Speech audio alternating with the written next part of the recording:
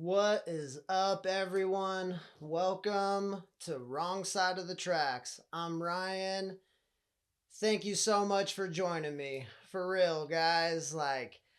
Uh, pun intended, but because all the love and support that I've been seeing, um, as of this recording, this is episode number 8 in like 2 weeks, and that's killer, guys.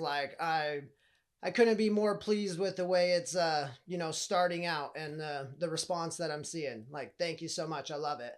Um that being said, guys, along those lines, the likes and the shares, those are one thing, right? They're whatever. If you do, you do. If not, okay, whatever. I even like don't do that on some of the videos that I watch and enjoy, that being said, one thing I would like to see more of, guys, is comments. That is like the most important thing to me out of this whole thing because I want to see what you guys are thinking. Like, do you agree with me? Do you disagree with me? Do you think I'm a freaking nut job for the way I see things and some of the ideas that I have? Like, what are y'all thinking about it? Like, that's I want you guys to like push me in the comment section or message me if you feel more secure that way, and try and push these conversations deeper and see where we can go. Like, I love learning from everyone, not just the people around me, but there's 8 billion people in the world, and if I could interact with everyone for a brief moment, that would be like the coolest freaking thing ever, right? So yeah, that being said, you guys might notice I'm saying frickin'. I'm gonna try. I cuss a lot. It is what it is. I'm sorry for anybody that doesn't like hearing the cussing. It literally is just like part of my vernacular from the way I was raised and the line of work that I've done and my whole process of my life experience to get here to now. And cursing is just something that's always come along with me, and it literally just flows. I don't even think about it, right? um but I can tone it down a little bit and try, so I'll try and not drop the F-bomb as much. So yeah, thank you guys so much. That being said, we're gonna kick this thing off, guys. Let's see what I wanted to say. Oh, and also I did want to apologize. Like, when I listened to these back the last couple times, I sound like super nasally, so I wanted to apologize to you guys. I already have kind of an annoying voice as it is. Like, let's just be real. And not gonna lie, when I smoke herb, so not like this, the pens and stuff, these are fine. But when I smoke like actual herb, the pollen, like, no joke, I have like the weird. I've been smoking it since fourth grade, and I have like a weird allergy. Some of the pollens, like the terpenes, the crystals, whatever you want to call it, like they make me super fucking nasally, like a hay fever, an allergy or something. Like, and my eyes get like super red and itchy. Obviously, like everybody's eyes get red, but mine get like super red and itchy sometimes. Like if I break in the herb up and then I accidentally rub my eye and get some of that pollen in my eye. So yeah, it's like amplifies the nasally sound coming out of me. Because yeah, during the interview, because I don't smoke herb in the house, obviously I'll hit the pen, but before the podcast episodes, I like to enjoy some nice flower. So that's that. Yeah, let's see if there's anything else I wanted to mention here at the start. Nope, I think. Oh, yeah, there is like something, because right before I was going to start this, just another weird observation. I don't know where anybody, well, kind of have an idea from analytics, but not everyone. So I don't know where everybody, is watching this from. But, let me know what you guys, if you guys have been noticing way more like Black Hawk military chopper in the air activity, right? So we have Air Force survival school like 30 miles south of where I live. And so we've always had a little bit of chopper activity here and there. But man, I'm not even kidding. You got to be out of your mind if anybody up here has not noticed in the last few years, but really the last year. We have like more Blackhawks than I seen when I was like in the freaking military myself down at Fort Hood, like more choppers than I seen flying around on a daily basis. It's like unreal. Um, and yeah, we have a lot of like infrastructure. I might live in a tiny little place, but we have a couple hydroelectric dams that probably could easily supply like a third of the power, the state's power if it needed to. Um, we have pretty valuable resources as far as like mining goes. We have $1 billion Bitcoin, multi-billion-dollar Bitcoin mining operation that moved in that same area as the Air Force School. Bought a paper mill, turned it into a multi-billion-dollar like Bitcoin mining operation. And yeah, we have one of the, I don't know, like 3 to 5 border crossings up into Canada. So yeah, for a small town, we have quite a few valuable resources, right? So, anyways, just something I've noticed, like along with those weird, like super long white clouds, they just look like a snake, and then all of a sudden it like dissipates and like gives us some cool foggy clouds. So yeah, between that and the Blackhawks, it's like can't enjoy a beautiful sky anymore anywhere. So yeah, let me know what you guys think about that.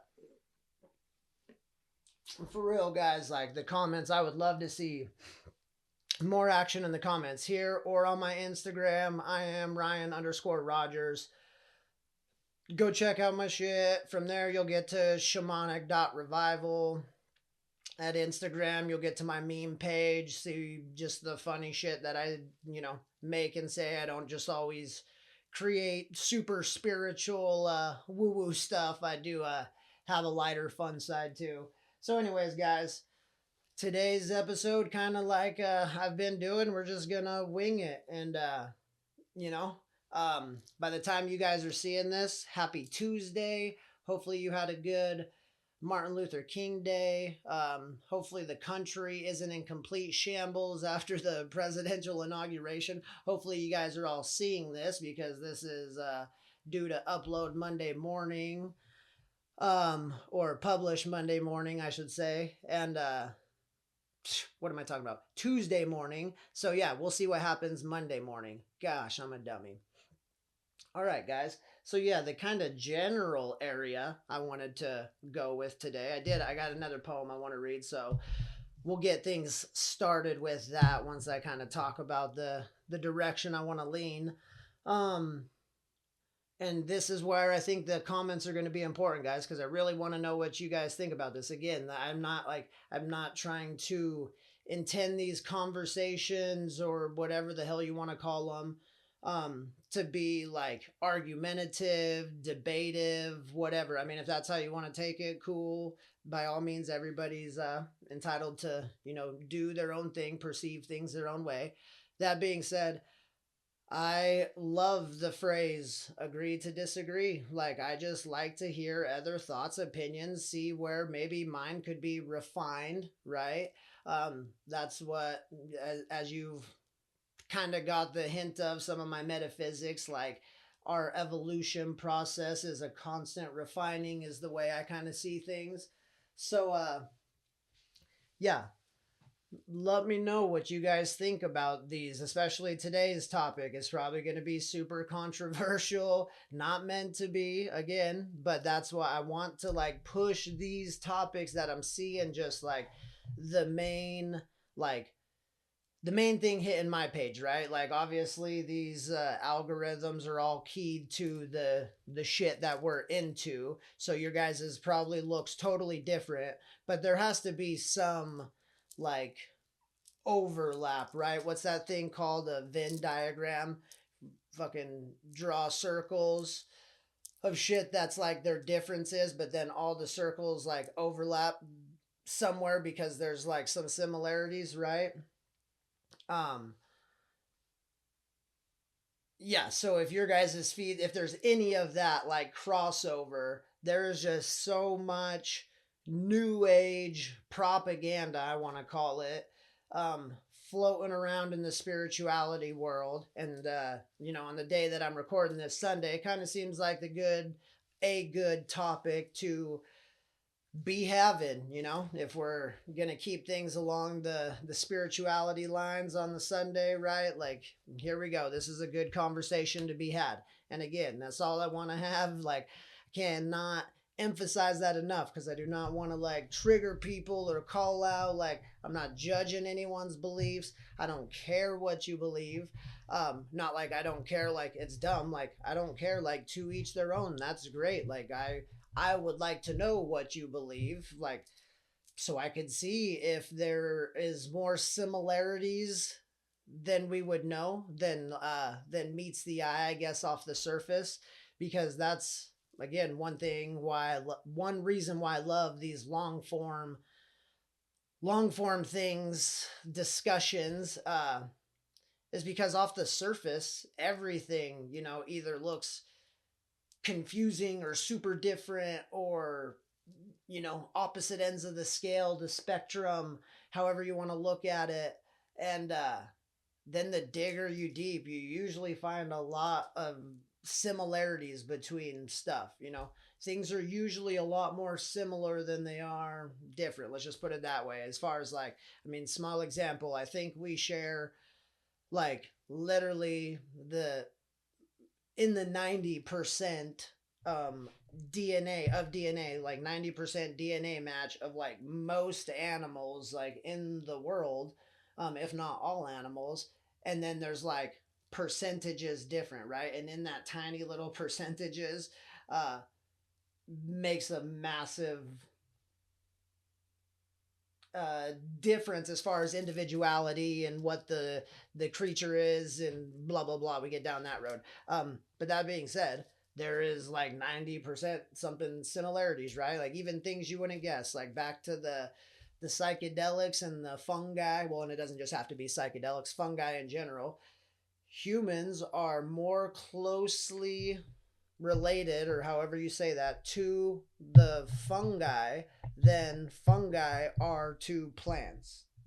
Let that sink in if you've never heard that before. Like, so if to phrase that a little better, maybe not so freaking confusing, like, humans and mushrooms are more related than mushrooms and plants are. Like, we share more in common DNA wise with mushrooms than mushrooms do with plants. And that just, like, aside from all the dumb useless facts I know, that's like, that blows me away. So yeah, guys, if we dig deeper into a lot of these things that off the surface kind of like trigger us or make us want to get hot-headed, I bet we'll find a lot more in common than we have in different, and in not in common. So yeah, guys, just let me know what you think. Like, just conversations to be had. Because yeah, that's that.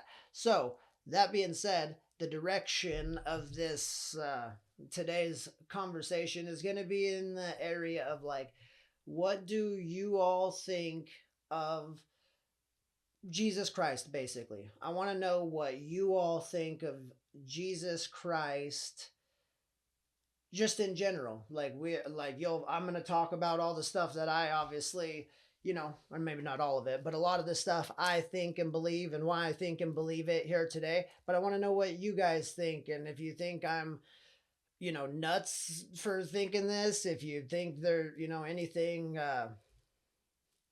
I could look at differently. Did I shed some light on something you've never, heard or seen before? Like, let me know, guys. Like, I want to, like I said, refining process, right? Want to see where we can close that gap of misunderstanding that's running rampant in the world, right? The matrix, as everyone wants to call it, the machine that feeds on fear and chaos, like, legitimately, like, businesses and corporations out there that profit off of fear and chaos. It is what it is. So let's see if we can't close that understanding and, like, stop the fear and chaos and show the powers that be that We've just had enough. We're like, even if we all believe in different stuff, we all have the common goal of humanity in mind. That hey, uh, we may agree to disagree, right? I don't like what that guy has to say, but I also don't want him to die or anything to happen to him. I want him to have a fruitful, prosperital life doing his thing with his family in his own way, right? So I hope we can all agree on that goal. All right, guys, I'm gonna quit screwing around. Let's dive into this kind of conversation, see where it goes. But first, I want to start with a poem because I think it kind of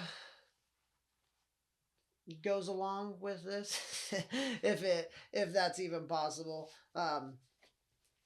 If not, it's just a cool poem. Again, this is my bedroom conversations. That's what I want this place to be. So,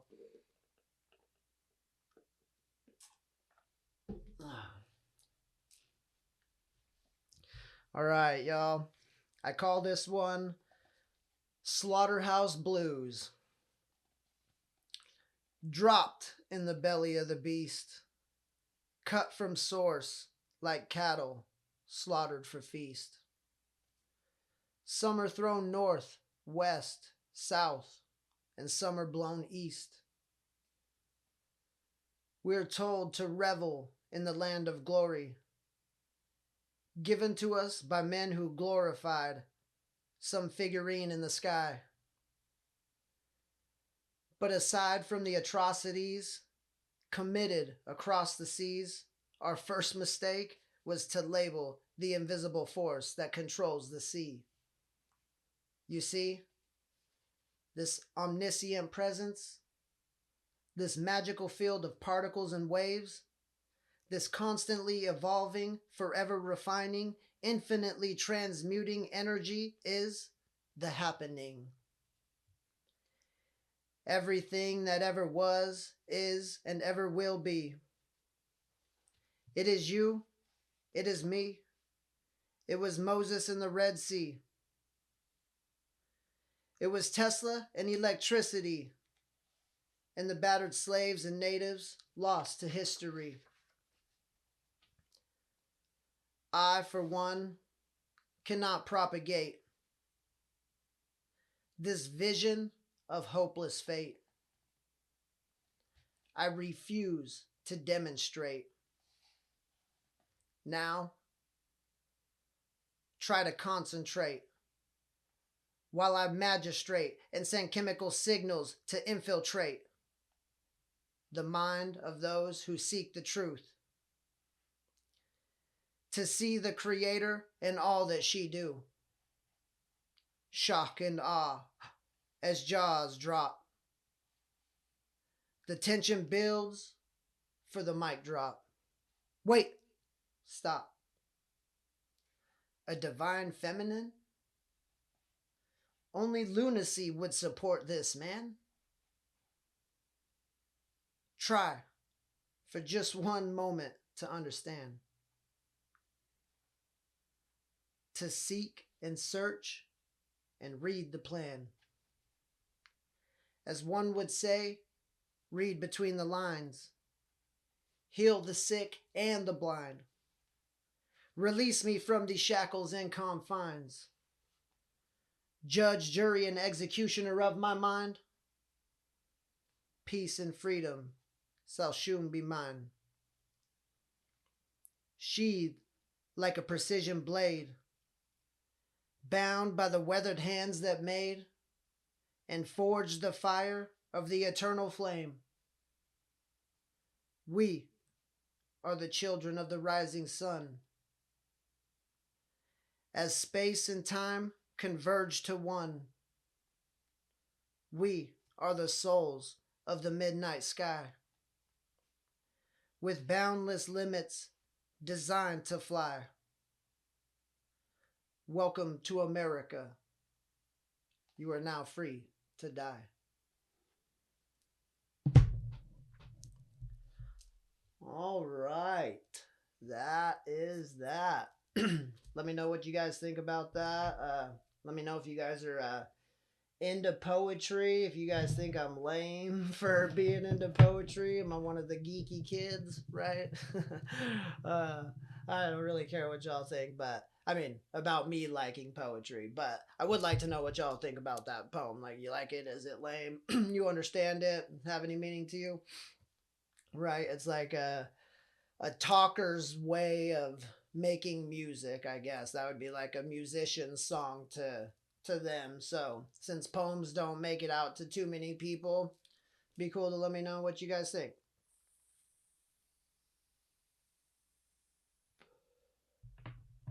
All right, guys. Getting into this Jesus topic. What do y'all think about him? So I don't even know where I want to start it off. I have a bunch of notes that I have written down and just little things, but I don't know. There's not really any good way to, I guess, kind of freaking start this off as far as a good starting place. I guess to put it out there so we get the confusion out of the way. I do believe in Jesus Christ. I do believe he was a real person, right? And I do also believe that it is a state of mind, a higher state of consciousness, an awakened and aware state of being, of living, right? So I think it is both of those things simultaneously. So kind of like I alluded to at the beginning, the new age propaganda that's going around out there.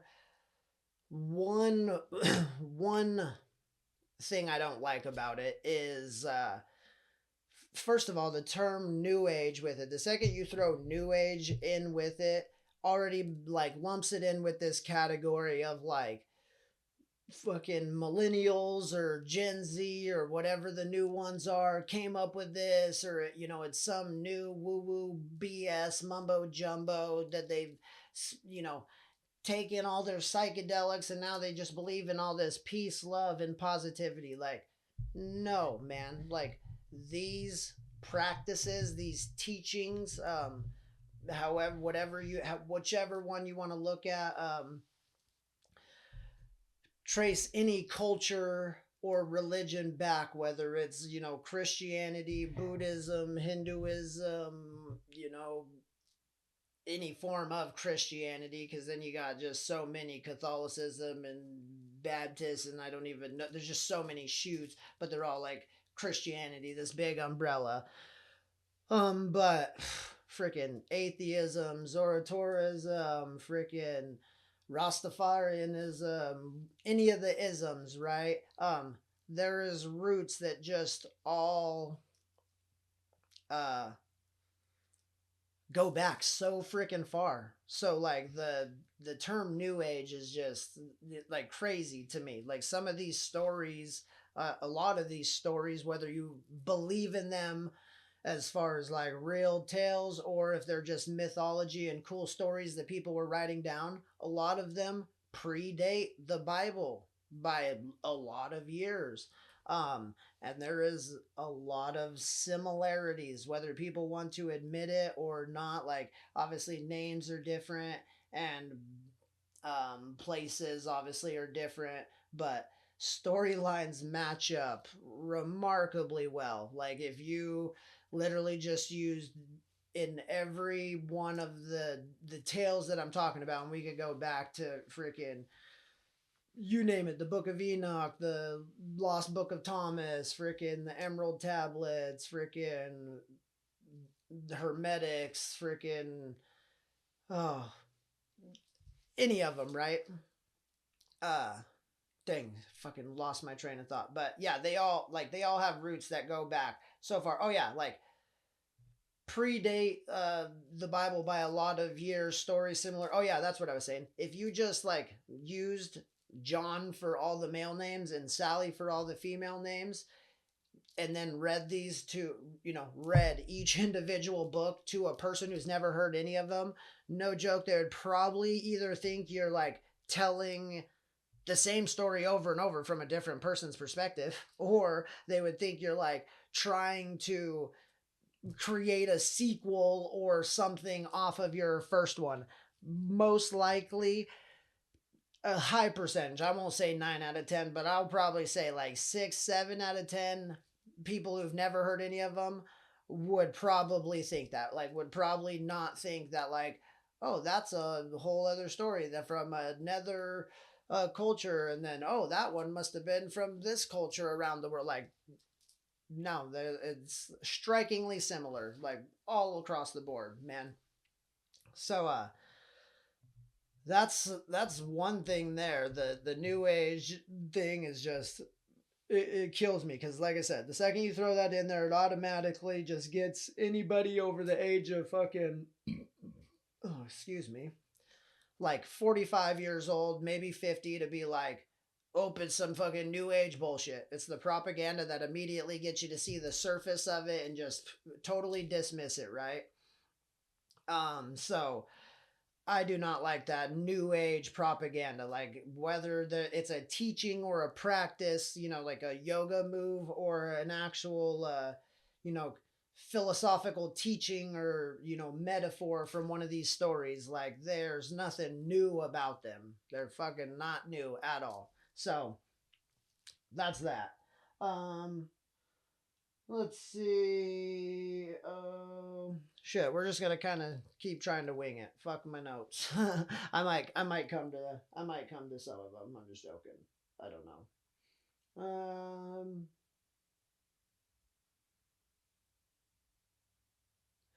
So yeah, guys. Like I said, I believe Christ. I believe it is also a higher state of consciousness. So that being said, I want to know what you guys think about that, and kind of why. And I guess the direction I kind of want to go with this is because, to me, and this is again to me, I'm not saying all of them, and I'm not even saying necessarily like the Bible per se. And here's the thing, guys, I'm being 100% honest. I can't even necessarily say I have read like the real Bible, if that makes sense, like a real actual, at least like authentic King James version that is like non-adulterated or anything like that. And I know there's many other freaking forms. The Probably the one I would really like to try and read, from the understanding that I have of like, truth and actual, I guess not truth, but like the oldest known original like translation, or along the lines of, anyways, like the Ethiopian version basically. But yeah, there's just so many versions, freaking New Testament, Old Testament, King James, this and that.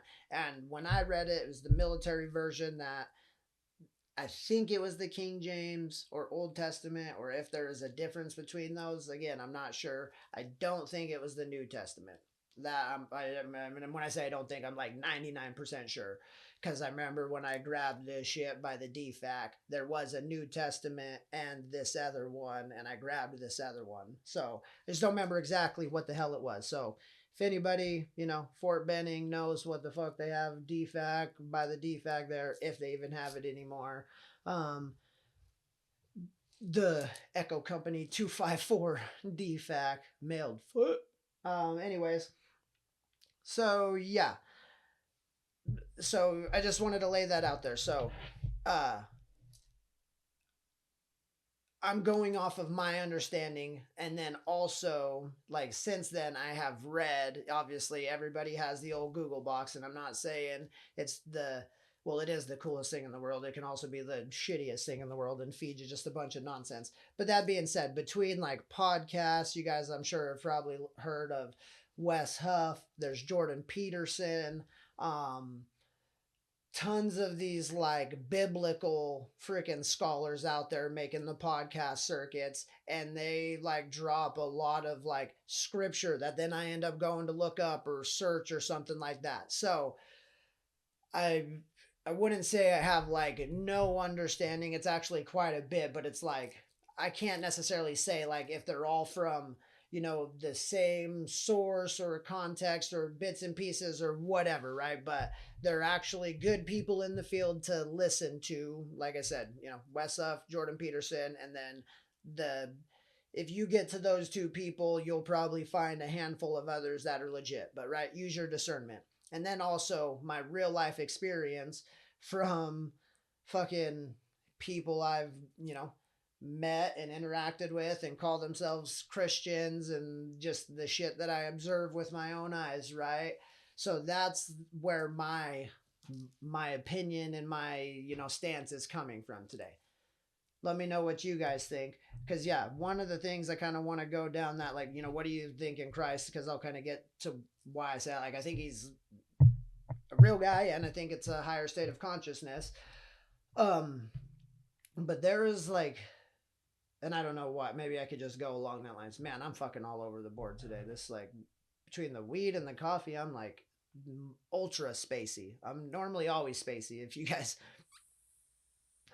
by 8 episodes, you could probably freaking tell by now, but all over the board. So I don't know if it's important to say this first or not. But anyways, this, like, I would call it new age Christian movement. There is this, like, I don't know if they're born again Christians, or if they're people that are just finding Christianity for the first time, or if this is, again, like, how everything just has branches of, weird conspiracies and offshoots, if this has been something intentionally happening for a while. Can't tell you. But I notice there is, like, a new age movement of Christians that, to me, have some super weird thoughts and opinions on how things are going to go. Almost to the point, like, I don't know an easy way to say this, because, again, I'm not saying so. If anybody's trying to clip this, sound clip this, which, again, guys, if you guys want to sound clip these, freaking do it. Share it. Like, I don't care. Like, use it up. What if you like anything that I say? If you want to make fun of it, if you want to make a meme, because I move my hands all the time, or I look like an idiot, like, go for it. Like, by all means, right? So yeah, I want to make this very clear how I freaking state this. I am not saying Christianity is the Antichrist. So do not, like, sound clip this out of context, or, take this the weird wrong way. I am not saying that, right? Obviously, I just said I believe in Christ, and I think it's a higher state of consciousness. So clearly, I don't think Christianity is the Antichrist. That being said, some of the teachings, and I guess, and it's not all of them, but that's, there's a lot of videos, and some of these things have, like, millions of followers and stuff. So there is a movement behind it. It's not just like some little pocket on the internet that's getting no attention. There's a huge, like, movement around these thoughts and beliefs. To me, seem very antichrist, as far as, like, everything that I understand that Christ did and said. These group of believers do the exact opposite. It's freaking weird to me, and I don't know if anybody else is noticing this or catching on to this, but it is I don't know if it's like people's last ditch effort at, they know something is freaking up. Obviously, like we've been talking about for a few episodes now, like, the climate is changing, and I don't mean the actual temperature. I mean, like, the social, political, economic way of life climate is a changing, and nobody can quite put their finger on it. And I'm wondering if there's, like, a huge movement of people who are like, oh shit, I've been living a really, their own, to themselves, right? Like, nobody else is judging them, but to themselves, they feel like, I have not been living a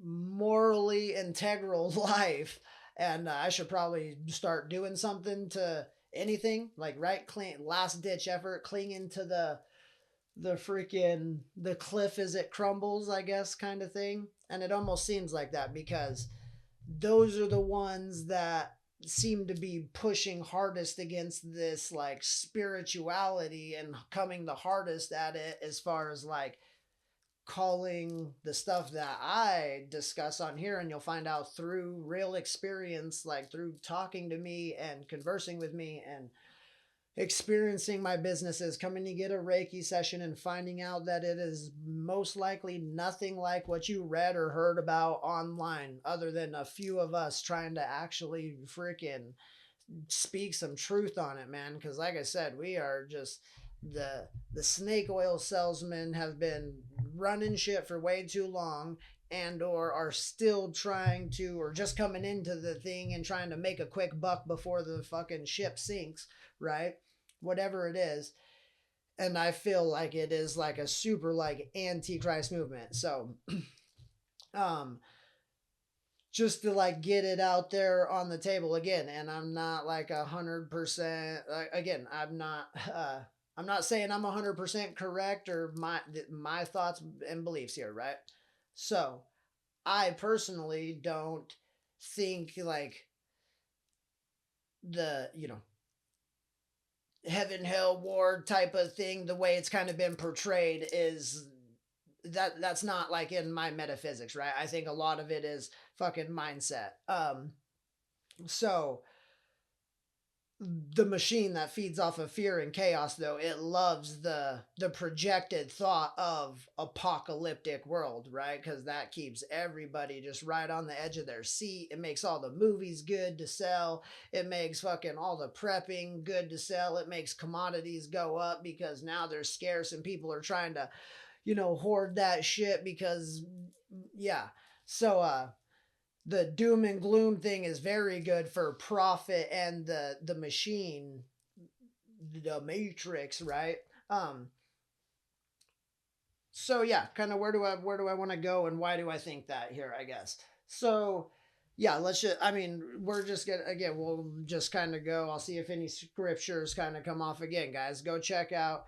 So not only does Jordan Peterson like a psychologist, and a killer one at that, but he also is like a freaking, I mean, I don't know how deep his credentials go in bibliography or Bible, uh, his scholarly education on Bible studies, but it's pretty extensive. And he also has a show with a round table of, I think, like 10 or 12 other dudes that are super well versed in it, and that's probably where you should go. I mean, if you want to get deeper on a lot of these things, because I'm not gonna lie, like the Bible is freaking, it's hard to understand, and it took me a long time, and there's even some of it that I still kind of am like, am I just not understanding that because I don't understand it because I'm too dumb, or does it just not make sense, right? Because it's all about a deciphering thing now.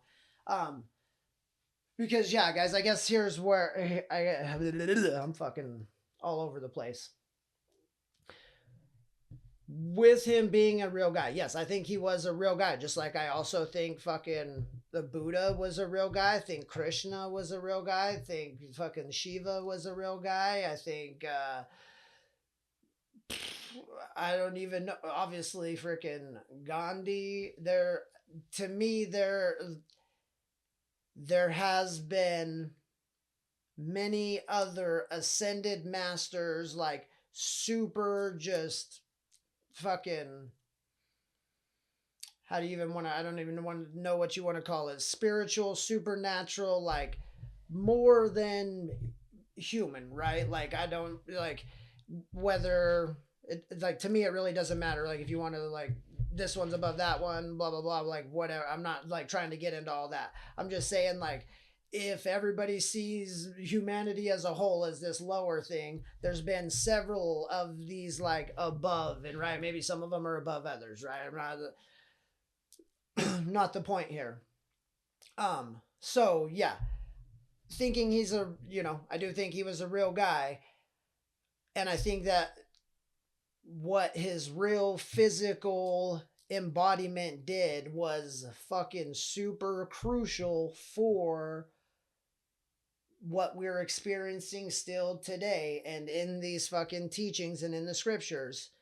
That being said, I think the Christ consciousness, the elevated consciousness, his mindset that he walked around, the mindset that the real Jesus Christ walked around with and tried to give to people, because that's ultimately what he was trying to do, was to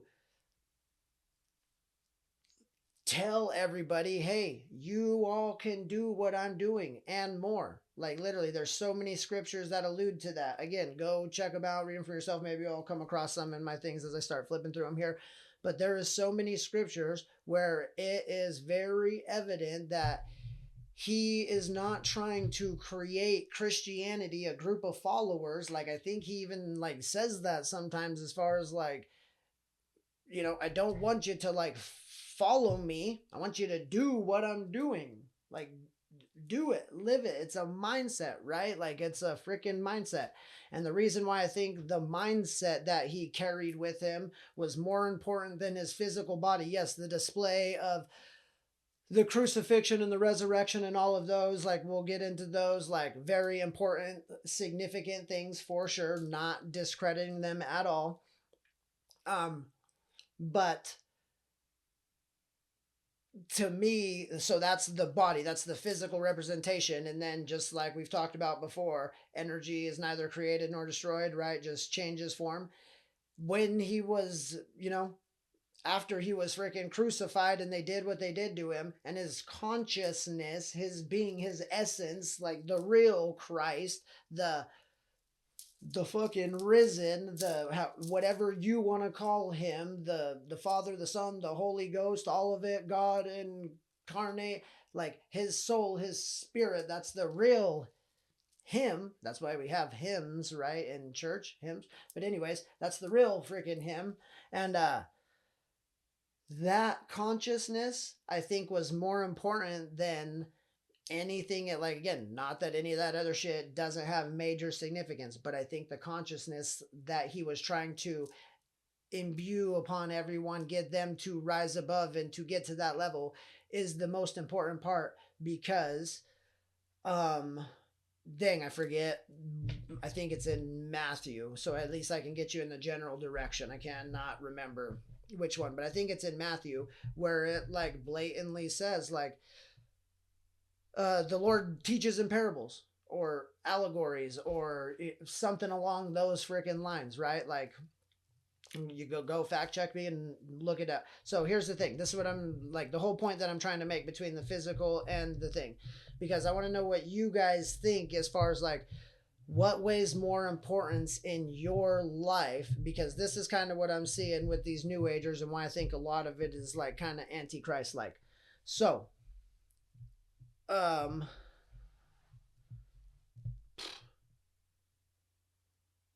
they seem to use some of the scriptures as parables, and then they seem to use some of the scriptures as real life.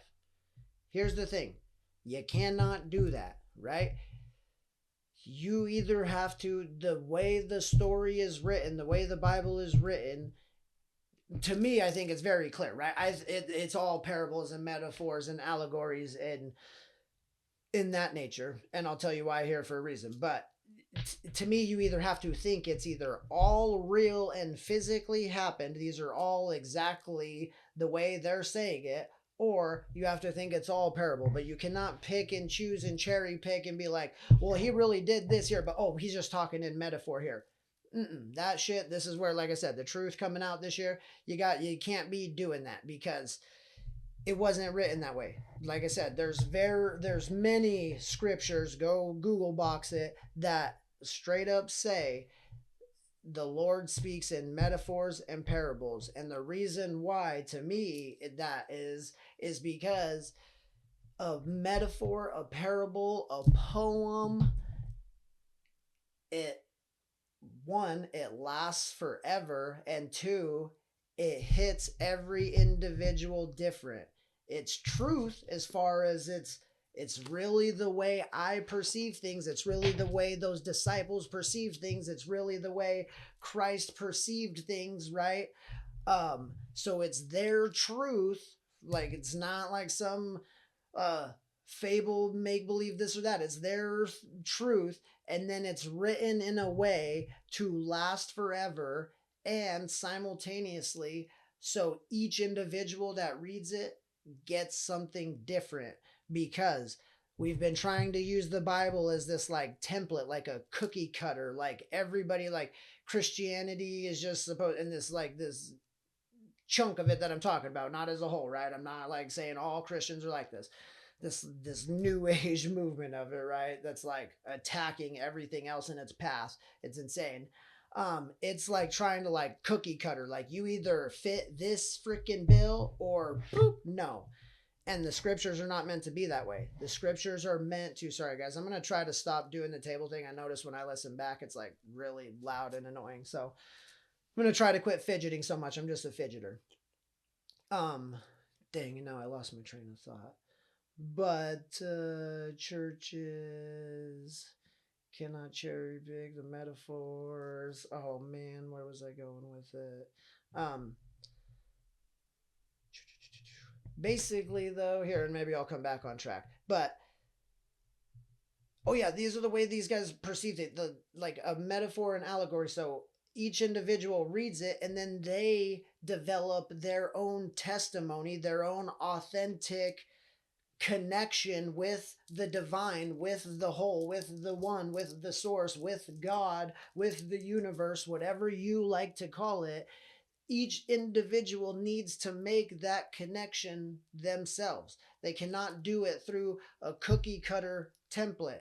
And I know this from experience, man. So again, a lot of you may not know, a lot of you probably know what you see on TV about Mormonism as far as the polygamy and this and that and the sister wives and da da da da. Sorry guys, the freaking pouch is flopping around. But anyways, that is, I mean, I guess you call it Mormonism. They broke off from there, but that's like fundamentalist. That's like some super, here's the thing guys, we'll get into that Mormonism thing because it ties directly into this. This is a little saying again, you guys want a little sound clip for your thing.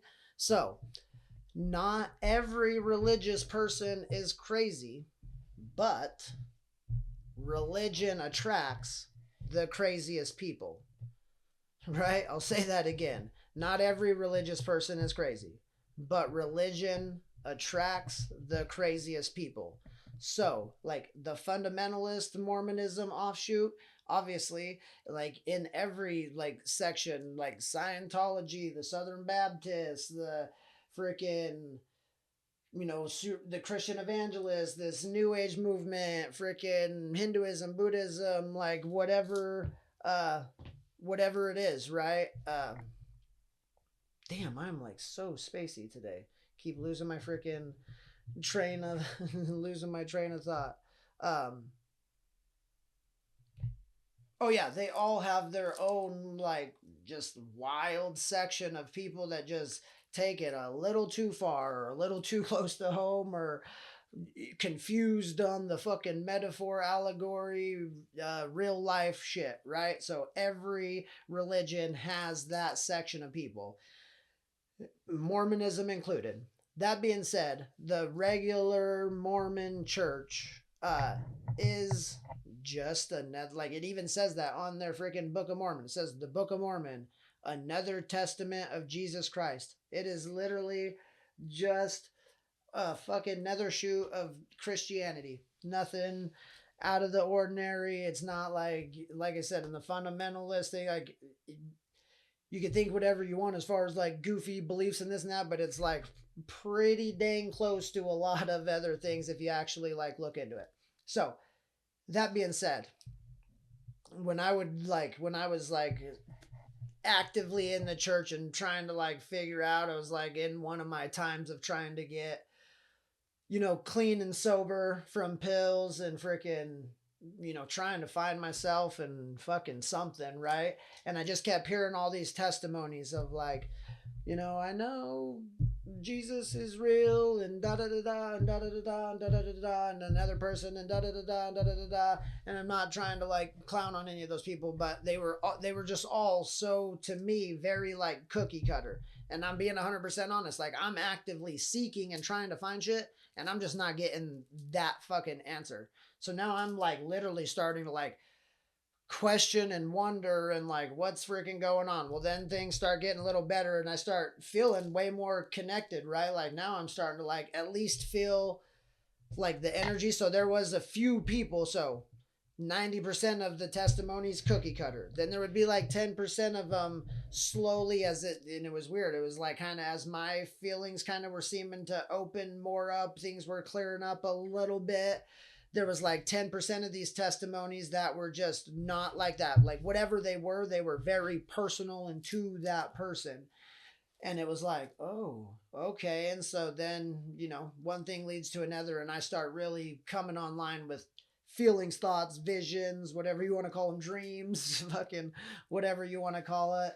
Um, and it's like, whoa, this is freaking awesome, and making changes in my life and freaking for the better, and things are freaking rolling and going good, like in the 9 to 5, getting better and better opportunities. Fucking, it's just like, whoa, okay, this is freaking cool. But the thing is like the testimony that I was developing along that was nothing like the fucking cookie cutter testimonies, that I was hearing. And it was like anytime it was super close and personal. It took me a long time to get comfortable and like talking about shit like this, obviously. So anybody who's like, out there and afraid to talk about these things, like, don't feel bad. It took me a long time to get comfortable to just like not give a fuck. It's like, it's what I think and believe. Sorry. Not sorry, not sorry, I guess. So anyways, but since it was like so new and personal and everything, I would be like hesitant to let some people in. And when I would kind of do it, people around there would instantly always every time be like, whoa, you need to like watch out of the feelings you're having or these visions or whatever. They might be coming from the adversary. Satan works in very sneaky ways, and he tries to portray himself as this thing and really he's that thing and da da da. But they would never say any of that stuff to the cookie cutter table. They would never say any of that stuff to the cookie cutter testimony people, right? It was like those people were always just like, same testimony, same like you're doing great. But me, my testimony, real authentic, finding Christ, like again, I believe in Christ, finding Christ, just not like that testimony that everybody else was saying was met with like resistance, like what they say the adversary does. It's kind of weird, right? So, anyways, um, I'm speaking from experience, like on a little bit on some of this, right? Um, but yeah, guys. So a lot of their things. So again, like my understanding and everything that I've, come to develop of Christ. Again, go research these more. But he didn't run with the elite and the royals, right? He ran with the freaking the criminals, the outcasts, the the freaking, I don't even know what you want to call them back in that day, because it's not like they had freaking thieves and junkies. Well, they had thieves, right? But like junkies and meth heads, right? But they were the outcast of society for sure. So this new age thing, they really don't like the outcast. Like anybody that is outcast like seems to get a lot of resistance, met with a lot of resistance, either oh, watch out, your visions, blah blah blah, you're spreading falsehoods, da, da, da. You know what I'm saying? It just seems like it's very very judgy, as far as like, I believe if Christ was walking today in person, I think he'd be riding a motherfucking Harley Davidson, dude. Like seriously, like that, where he ran back in the day and fast forward to today and where we're at. That's, I think Jelly Rolls even freaking said that somewhere. Um, I literally think this dude would, I mean, he maybe not go that far, but he would not be your freaking regular old, just like straight haired freaking Point Dexter, like, how's it going? Like, no, he would have some street cred. Let's put it that way. Um, so anybody in that kind of pocket getting shit on, uh, from these like this new age Christians. It seems very judgy to me, right? Another thing, meditation. They talk about meditation like it is the most evil thing in the world. Like literally, I've heard that. I've seen memes on that. Like meditation being like this horrible thing. Well, again, go look your scriptures. What is, I think, again, I think maybe we're in Matthew. So maybe the last one wasn't in Matthew. Again, don't quote me on this shit. Just go Google it. But this one, I think, is in Matthew. Let me see if I have this one written.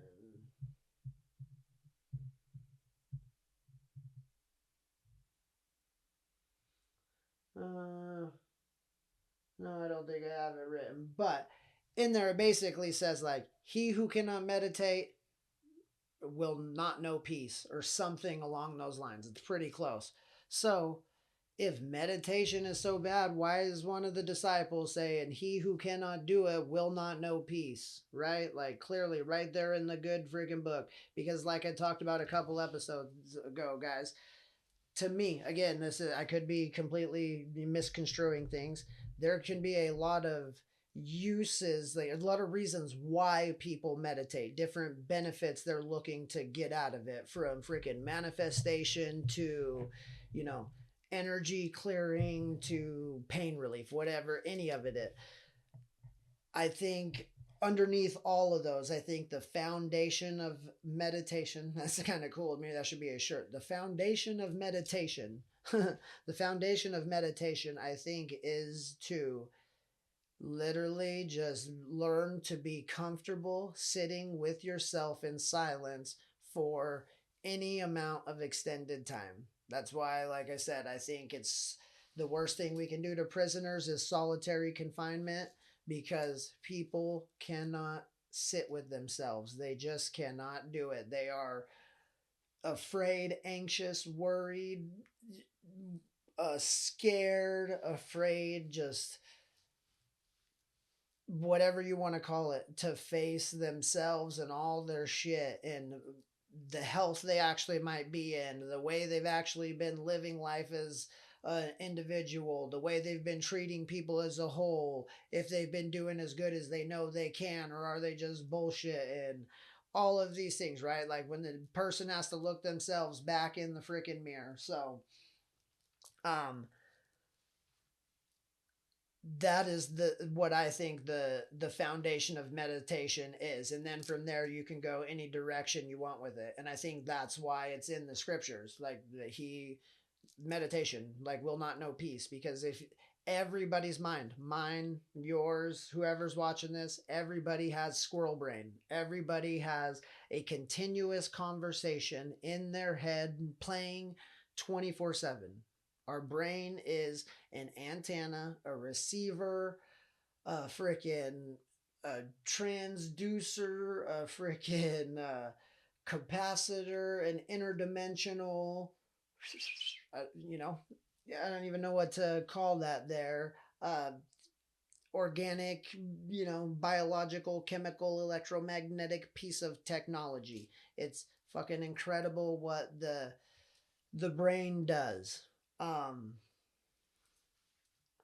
yeah, what was I get down there? Oh yeah, so the squirrel brain. So because it's such a complex, like obviously piece of machinery, everybody has the squirrel brain going. I don't know if we're like picking it up, if it's just the continuous like conversation to teach us these things, what the purpose of it is, but I know everybody has it, right? And it you can learn to fucking silence it. I know I might seem fidgety and spacey, but it's not necessarily like squirrel brain because I'm thinking about a lot of shit. No, it's actually just kind of like blank out there.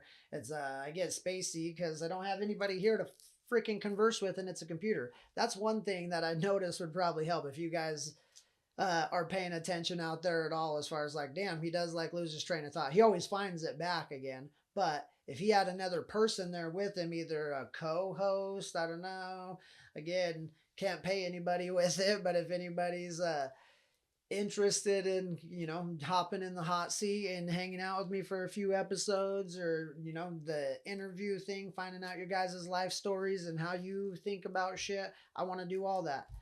And I think it would help me keep on track, because then when I'm talking about something, that person would then have something to say, would steer these conversations in a whole other direction, which would be cool as shit. But it would also, like, if I was like, oh, what was I saying? They could be like, oh, da da da da. And I'd be like, yeah, too.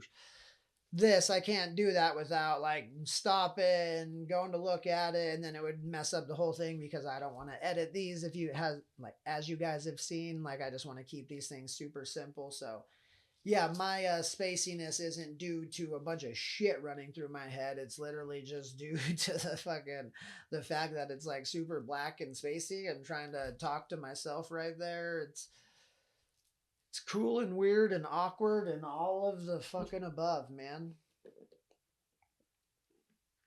Um so yeah, guys, see where I want to go with that next. Again, so yeah, I've kind of said why I think it's more importantly metaphorically. Oh yeah, so again, more of the reasons I guess why it seems like what they say is the opposite. So the people, the metaphor. Okay, so here's the other thing. Another big push of this new age thing is kind of like, to me, it makes it seem like it's trying to tell people to be really helpless. They overemphasize the fact that, again, I'm not saying the importance of what Christ did and walking up the fucking hill and carrying his own cross and being like, if you've seen The Passion of the Christ, the shit's intense. One of the craziest movies I've ever seen. So what he endured was absolutely insane. But these new agers love to beat on that as far as like, because he did that, you are a pathetic, worthless human that shouldn't even deserve to live. So you have to suffer this whole life until you die and hope that you can have a great afterlife. Right. And they just like hammer that thought in like so hard. And it's like, yeah, be grateful for what he did. That was super fucking cool and heroic, no matter how you look at it. Even if you're not like religious and you just look at the story as far as like, damn, that guy was a fucking trooper for enduring all of that shit before he died. Like, it's a fucking heroic ass story, even if you're not religious, right? But simply focusing on the physicality of it and telling people you're worthless and that you have to wait for the second coming and there's nothing you can basically do for it. It's like it puts people in this state of mind to just like roll over and wait and not like hope the second coming, as long as I'm like doing this thing, this little list of things that people say, doesn't matter when it comes because then I'm going to be good. And I don't know, again, could be wrong. I just don't really see it like that. I think there's even some scriptures again that allude to the Lord helps those that help themselves, right? I think we should be actively and diligently trying to constantly, like you heard in here and like I've been saying, evolve and refine and figure these things out and try to find out what's going on and making sense of it. And you know, just keep funneling it down. Oh god damn it, dude! I'm like so freaking spacey today. Hopefully this episode's good. I love y'all. Damn, what was I going with that? Anyways, I guess a thing I'm trying to say is like, I don't know. I think focus. Yeah. Oh yeah. Getting people to just like wait for it. It's like this really helpless thing. So yeah, the Lord helps those who help themselves, because this like survivor spirit, like Moses parting the Red Sea, leading the Egyptians out of slavery, any great story you want to look at where somebody leads somebody out of freedom, uh, out of slavery and into freedom, right? That mindset, that spirit, that is like completely taken away when you're waiting for the second coming. When here's the thing, if you look at these metaphorically, which is again the way I think they're meant to be perceived, if they're all perceived as metaphors and you understand them as allegories and metaphors, then it makes sense. Thousands of years into the future, no matter who reads it, each person can find their own truth because it's going within and it's achieving a higher state of mind and a higher state of consciousness. Here's the thing, guys. Like when I write my poems and everything, they're not like really things like happening and everything that I seen with my own eyes, right? But they are like metaphorically true in all the aspects of them, if that makes sense. It's like hard to describe as far as like to each person, like those atrocities could be perceived a different way. um the different thing as far as like, you know, calling God a girl, whatever, in the poem, like they could all be perceived a different way but as the truth, right? Like God, girl, source, energy, whatever you want to call it, all the same thing, different perspectives, right? Different words, calling it different words, but all being thought of as the same thing.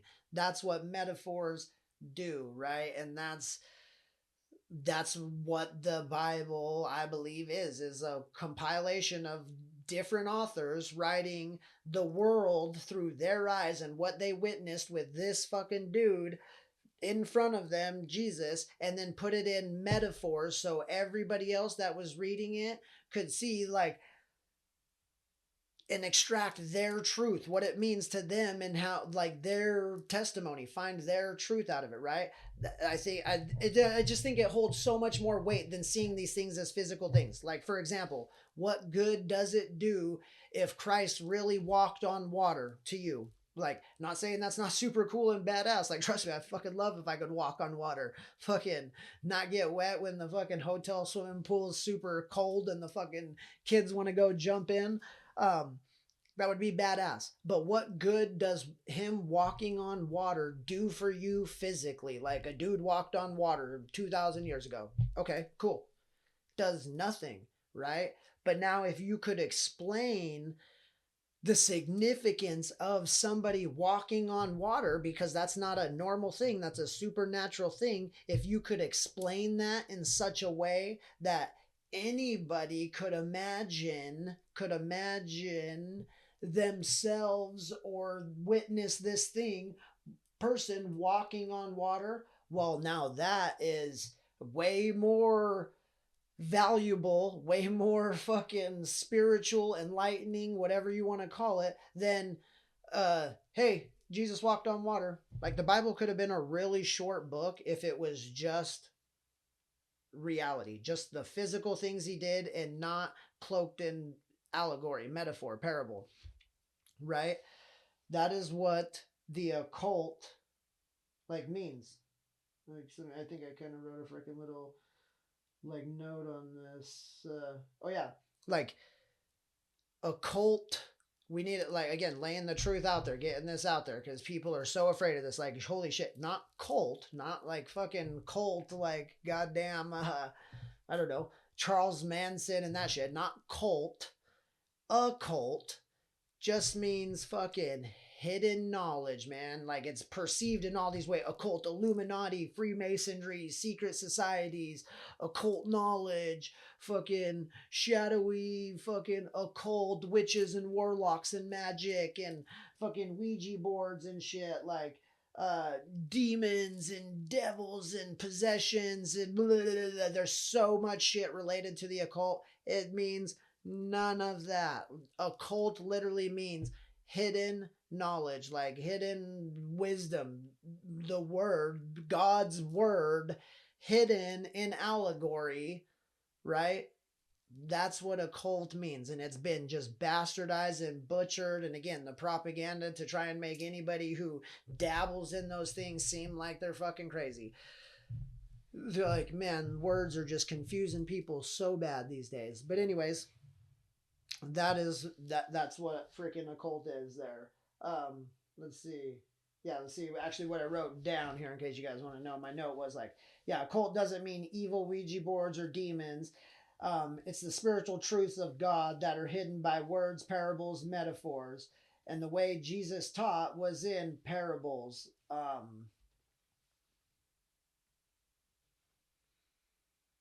So yeah, like, now when you look at occult, you know, knowledge, and you look at metaphors, and now you look at the Bible in this way as a bunch of occult knowledge, hidden esoteric wisdom, right, wrapped in cool sounding words. Like, this is like, whether you want to call things like mythology or fables or fairy tales or whatever, poetry, they're all the same thing. They are all, yeah, there, I'm not saying there aren't some that are just meant to seem super fictitious, but a lot of that shit is just reality written in such a way as to not bore the freaking reader of just the real everyday shit, to cloak it and dress it up and to disguise it so you actually have to use your brain. It weeds out the people who just want to freaking clown on you and make fun of you. Like, that's why I say 2025 gonna shine the light on these snakes calling this shit out,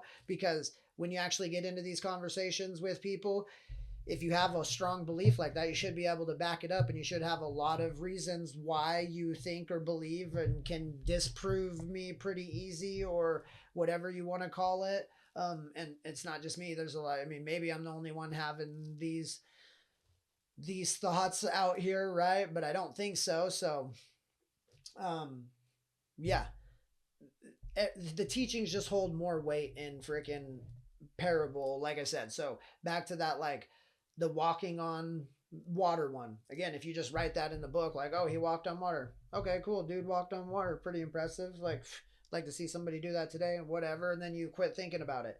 But now, if the parables about him walking on water go deeper about finding yourself inward, right? Going inward and moving the the sacred fluid that's in your spinal column up, right? And into the mind and activate the pineal gland, right? There's real science behind this. I'm not talking like woo woo craziness, right? Go check out Joe Dispenza, right? Like, I would love to get hooked up to a brain scanner, because I can get into this weird, I get not weird, I think it's cool as shit, but when I meditate state, basically, where my brain feels like it's just like pulsing. I would love to get hooked up to a brain scanner. If there happens to be any doctors out there watching this, or people that have a brain scanner, I would love to get fucking hooked up to one and see what wave state my brain gets in when it starts doing that, right?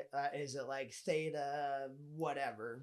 Um, if you guys don't know anything about brain states, go check that shit out. It's super cool. Like, just from where we wake up in the morning to where we operate during the day to where you can get to when you meditate, and like the peace of mind, right? That's the whole aspect there.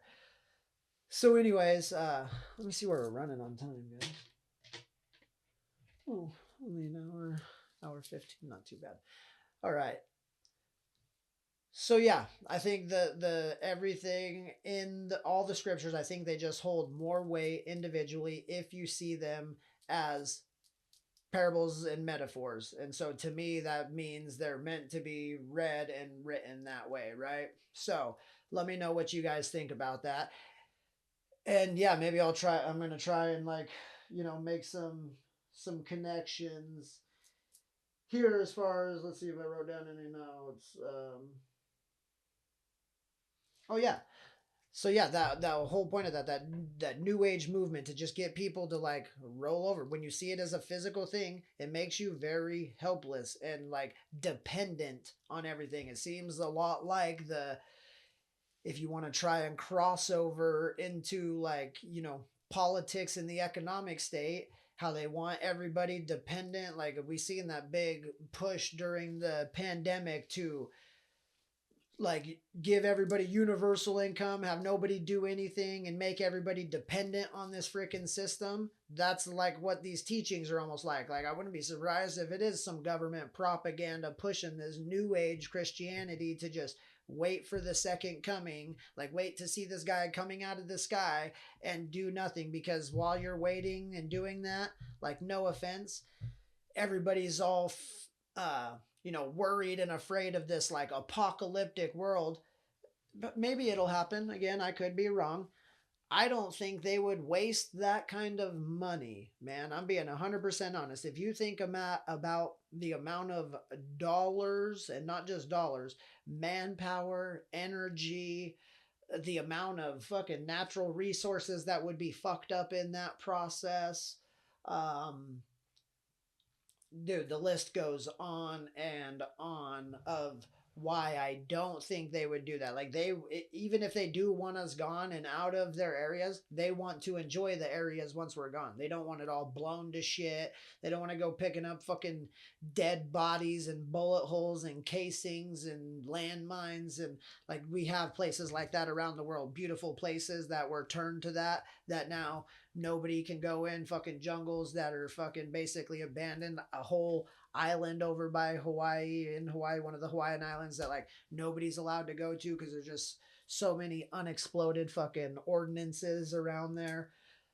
So yeah, they don't want to do that, right? That's more fucking time, effort, energy than it's worth to them, because if they can get everybody super dependent and helpless and waiting for this thing, no offense from most of the people I met, they just need to wait you out.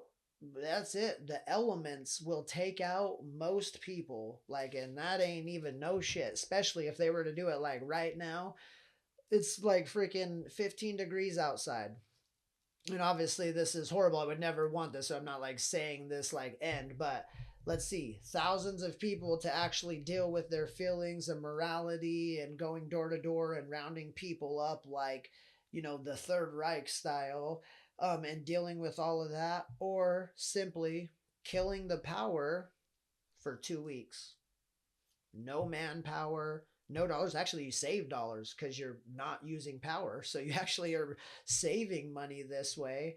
And in that 2 week process, you'll probably eliminate half, if not 70%, as many people as you would of the bullet method by people simply freezing to death.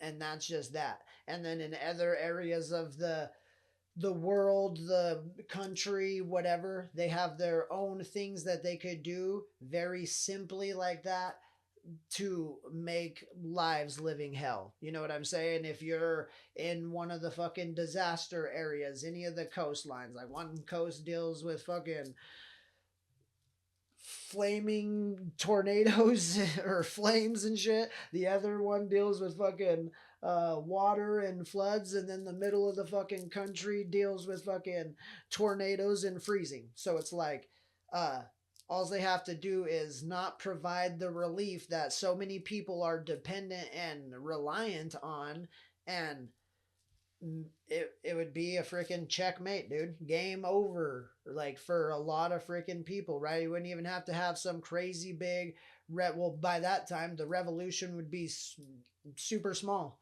because what people would be freaking left would now be even more separated. It would be harder to find each other, would be uh mentally way more fucking broken than they would have. So um yeah, I think this big push to get people like helpless and dependent, I think is it's more of an agenda than we see on the surface. Like I think there needs to be some serious thought, because like I said, that they, uh the book of Revelations loves to talk about the Antichrist and freaking the mark of the beast and the this and that, right? It's like everything this new age Christianity's freaking doing, literally freaking, like I said, seems like that.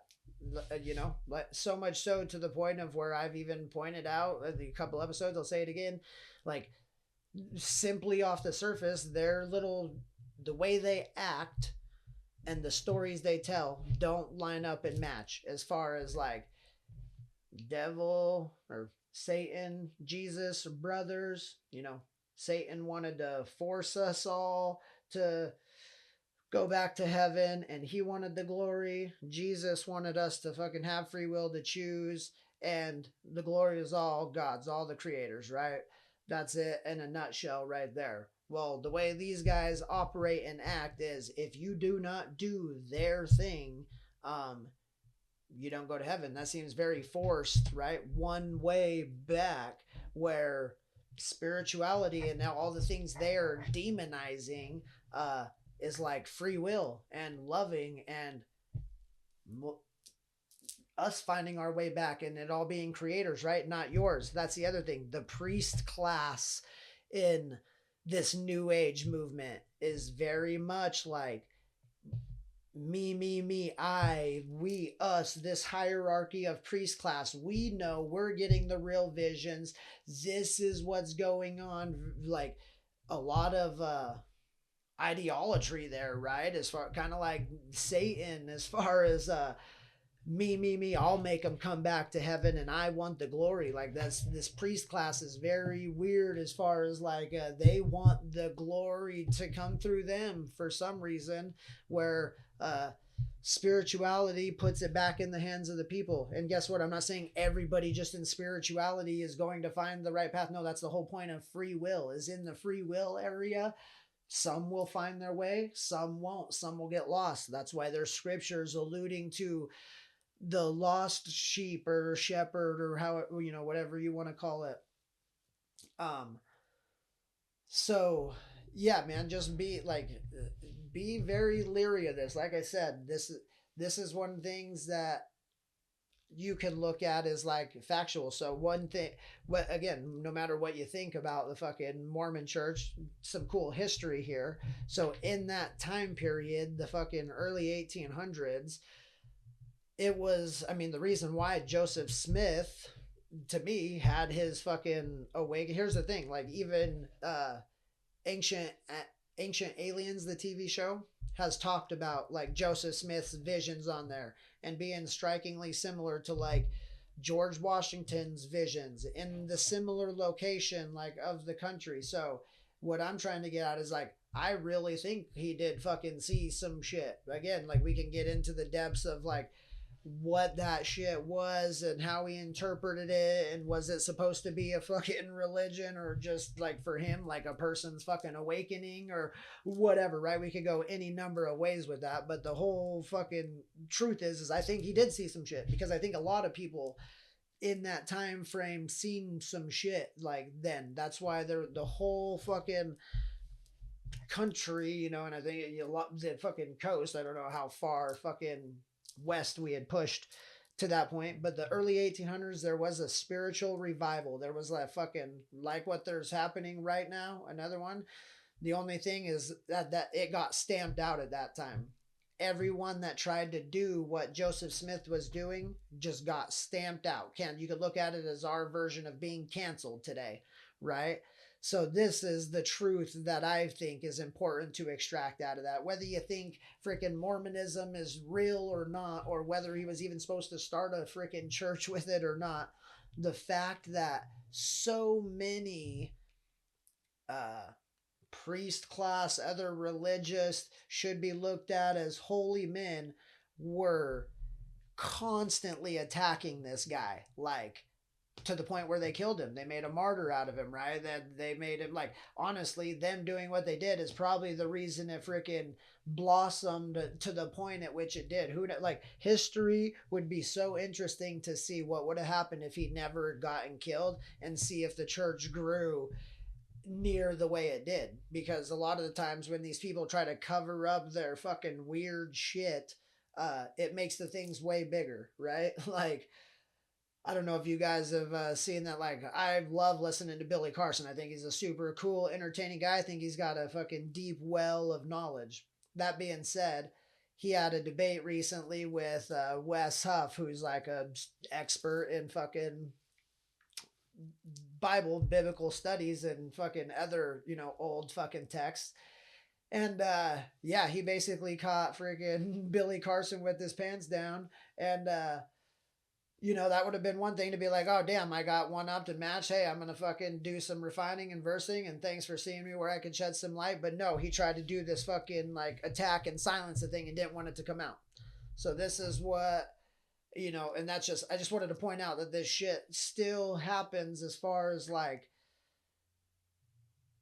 people of this super versed class, right? And I don't mean necessarily just the priest class as far as like in a church, a priest wearing a thing. I mean like a priest class as far as like knowledge goes in these old texts, the Dead Sea Scrolls, the freaking old translations of the Bible, the Book of Enoch, the Book of Thomas, if there's any correlation to it, the Sumerian texts, all of these things, right? Oh, god damn it, not again. I was just starting to flow good for a while. Seriously, just brain farting it up today. Um, but anyway, so oh yeah, so people of that like more versed, intellectual, scholarly level on these topics, they should want as many people, literally, they should want 8 billion people in the world to be learning and figuring it out and trying to understand these, because like I talked about in another episode, like the fucking a good brainstorming session is wild how it works. Like when you say something and then it literally triggers somebody else to say something, and then that whatever they say then literally causes you to think a new idea or something that you've never thought before, and you probably would have never thought that thought if they didn't say what they say, right? So that's why I think it's so important that everybody gets in on these conversations, because I think the more people having them, the more truth will start to literally just naturally come out of the thing. um so to me, these people should want as many people trying to come in. Granted, like everybody has to start somewhere. You're not going to start with all the knowledge in the world, right? You got to start digging and knowing, like finding things and researching and da da da da. It should go down the line, right? So they shouldn't try and like cancel small guys or tell people they're dumb or not let people into the club, try to be these gatekeepers, right? They should want as many people. And if somebody catches them with their fucking pants down, like that's okay. Um, so be very like, just kind of watch out for that shit, because again, this is what was happening back in that day in the early 1800s. Like, yeah, Joseph Smith, again, he's like the most famous one because the Mormon church, right? But there was many others like him who fucking were having spiritual awakenings and fucking what the fuck moments, right? And getting silenced and told that they were, those were evil spirits doing it with you. Like it's only us scholarly men who are getting the real visions and this and that and the constant attacks. Like if you actually read the history on Joseph Smith and the things that that dude endured as far as like hits and things put out on him, and the fucking townspeople literally from being tarred and feathered, losing multiple his wife, like multiple children, like at birth, early on in life, sicknesses, like literally everything in the 1800s wanted to kill you. It's freaking crazy, right? um so yeah, tarred, feathered, shot at, chased out of town, freaking ultimately like imprisoned multiple times, to where ultimately that's where he was killed in prison. So it's like this dude, whether, like I said, whether he was interpreting his visions correctly and doing whatever, he was fucking sold on him. Like this dude wasn't just doing this shit because like he wanted to fucking make money in a good story. Like no, he could, like if you read his story and his history, homeboy knew he was gonna die like early on. Like he's like, oh yeah, like the context around the actual history, like he knew it was coming. It was no secret. It was just a matter of when, and that's why he was trying to make as big a footprint as he could before, because in his mind it was probably all gonna disappear once he was gone. I lo and behold, look what it did. I guarantee he had no vision of that happening as far as like uh you know doing what the fuck it did. So and then again, this is kind of like with anything, then once the real person's gone and who was already probably having a hard time interpreting their visions and figuring shit out, like anybody who's had a psychedelic trip knows exactly what I'm talking about. You see the most profound crazy shit, like it destroys your worldview models of everything you thought you knew, and it's like you literally come up with the solutions to all the world's fucking problems, um based on like mathematical visual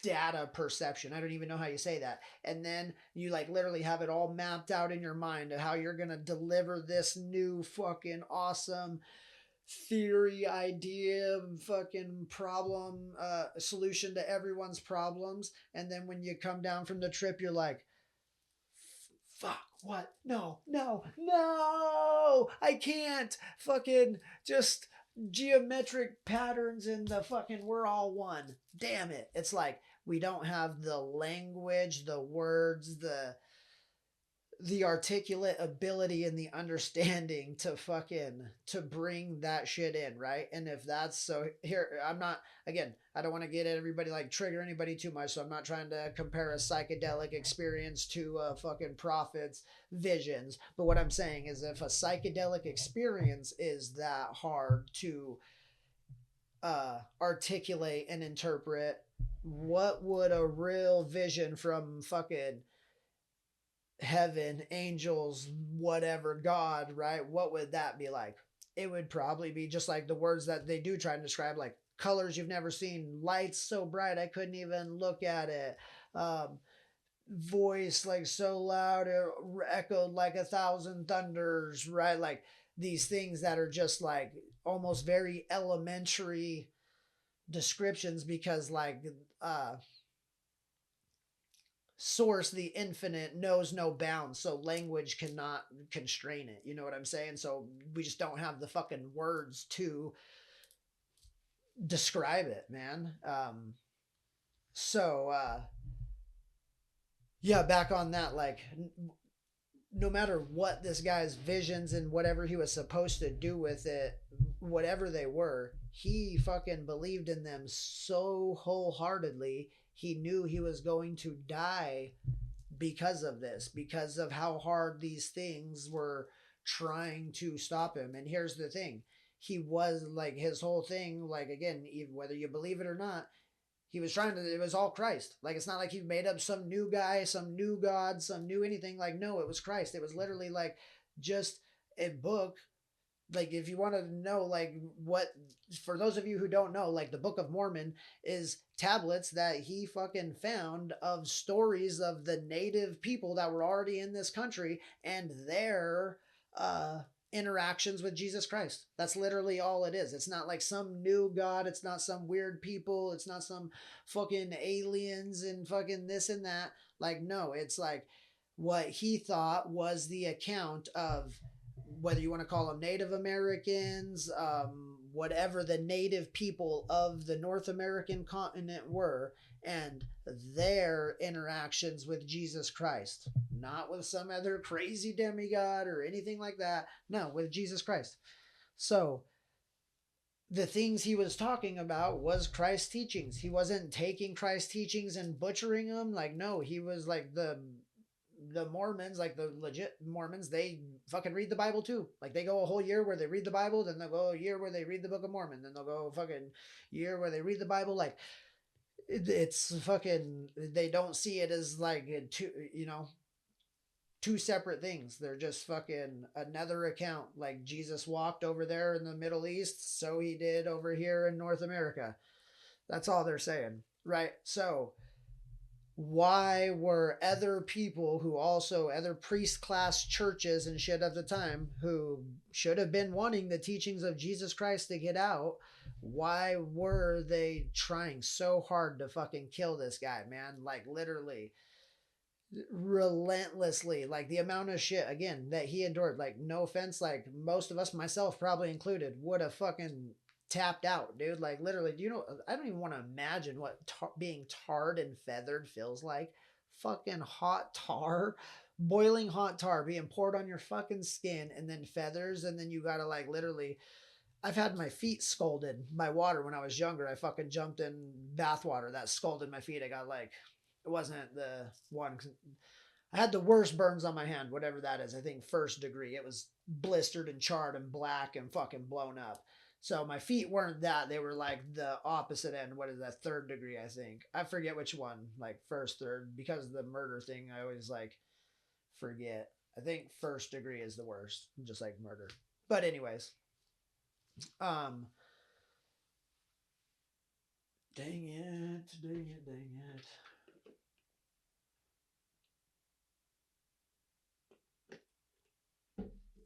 Yeah. Dang, I forgot what we were talking about right there. Um,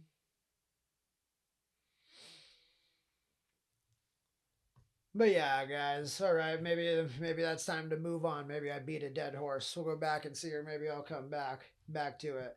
Um, but yeah, it just seemed like they're pushing a lot of anti Christ stuff. Oh yeah, this priest class and the fucking gatekeepers and yeah. So why were they trying so hard to fucking silence this guy when he's literally just trying to teach about Christ too? Just ask yourself that. That's and then you start doing the research and then you start seeing, oh, okay, so there was like a fucking, there's always been like when we have these big spiritual booms. Again, I'm just pointing out Joseph Smith because I've actually read his history and shit like that, aside from just what the church teaches you. Like I said, I dive into shit. That being said, there were many others fucking like him. So many people, just like right now in this new age movement, they like to call it. I don't think I'm the only one fucking having these thoughts and ideas. I think there's millions other people around the fucking world, and I think that's why it's so being pushed so hard in the reels and the social media attacks and the agenda to demonize us and make us seem like everything we're doing is super fucking crazy and weird, even though they've never experienced it. And if they have, they know it's not like that. They're literally just telling straight up fucking lies, right? Because again, like we've talked about before, the hammer thing. You could use a hammer for freaking building a house. You can use a hammer for freaking unaliving people. You could use anything for good or bad, man. Like anything, literally. You can just, you can use Christianity, good or bad, right? Like freaking Christ, Antichrist. Like everything can be used for good or bad. Um, Oh yeah. So that's how you have to judge these things. Like not every tarot card reader is some fucking evil. Like here's the thing. I would bet more often than not all of these things are perfectly harmless, good or fucking completely neutral, and the very rare occasion, just like in the look up Everyday Spy, I forget that guy's name, but how he talks about the 10% of the population we got to worry about, the 1% psychopath, 3% sociopath, 6% narcissist. Just like that's like, pretty rare, freaking 10%. So 1 out of 10 people. That's how like a lot of this shit is. Like probably 1 out of 10 tarot card reader is like trying to do some weird black magic shit with it or calling some evil spirits to give them the answers. Where 9 out of 10 are calling on fucking light, good, energetic spirits, beings, whatever you think is freaking helping them. Good shit, good intentions, love back behind it. Yoga, meditation, Reiki, any of it, like whatever they want to call witchcraft. That's why even in Wizard of Oz, there's the White Witch of the North, and then you got the Wicked Witch of the West, right? Fucking everything is energy, and where their energy is put, and more often than not, it's fucking totally fine. And the rare occasion, that's why you got to be aware. That's why I think awareness is the biggest thing to achieve a Christ consciousness. Because again, like we're going back this now, we're kind of tying into my metaphysics. This is why I think it's more important to see the shit as a metaphor rather than physical, because Christ living back then does me no good right now in my everyday life. But if I think of it as a metaphor, a rising, a Christ consciousness, a higher state of being, awareness, where I'm aware of all of my surroundings and some, right? That actually helps me in my life. That actually helps me live and navigate my life today, right? Where there's been a lot of cool dead people in the past. Them being alive and dead doesn't help me today, but their words, their metaphors, their teachings, those can help me live my life in a very real way, right? So just like with any of these things, most people are being put, it's the intention is love behind it, right? Even if they don't fully understand what they're doing, like understand the complete history on tarot, or they don't understand the complete history on yoga or meditation, that is irrelevant because their intention with it is good. Like again, you don't need to know the history of a hammer to go build a house with it. You don't need to know the history of the hammer to go freaking hurt somebody with it. You just need to see the damn hammer and do the thing, right? that is like these. Like, yes, once you get in them, like learn the origins and learn, like, know, keep your friends close, keep your enemies closer. You should know how the things you're doing are being used bad. So you know how to steer clear of that. And that should go for anything you're doing, right? Like if you're a super avid shooter or hunter, you should know how like poachers and shit work so you don't ever get put in that category or get accidentally caught poaching. If you're a freaking cyber geek, right? You should probably know how hackers work, so you know how to protect your shit from the back door. So, like, um, keep your friends close, keep your enemies closer. So once you get into whatever the thing is you're doing, yeah, know how and what and why people do bad shit with it, so you can be aware of that, right? For sure, and then enjoy the beauty of it because that's not you. Unless that is you, fucking, then you're the fucking ones I'm trying to shine the light on this year and whatever. But if you're the fucking ones that are just like, oh yeah, no, I just want to fucking learn what this thing is because it makes me fucking feel good and like it makes me seem more fucking loving and my connection with Christ. Like that's the other thing. If these things are so evil, how come they have strengthened my connection with Christ?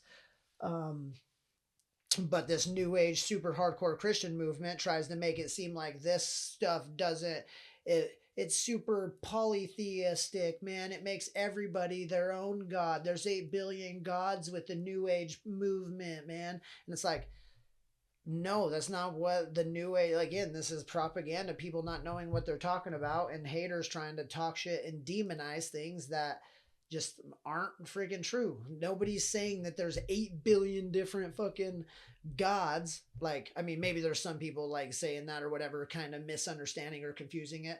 But as a whole, um, that kind of general thinking over there is that it's one, that's the connected, that's the one love, that's the we're all one hippy dippy shit, is because a lot of us, myself anyways, I guess I can't include anybody else in this, but I think there's other people like me, think that there is just one God, one creator, and whatever the ultimate consciousness, and what it did was, scientists call it the Big Bang, right? Uh, I call it, and others similar lines call it, it fractaled itself into every known thing in existence, every multiverse, every dimension, everything fucking known, it and fractaled itself into everything, into this, into this, into me, into this, into this.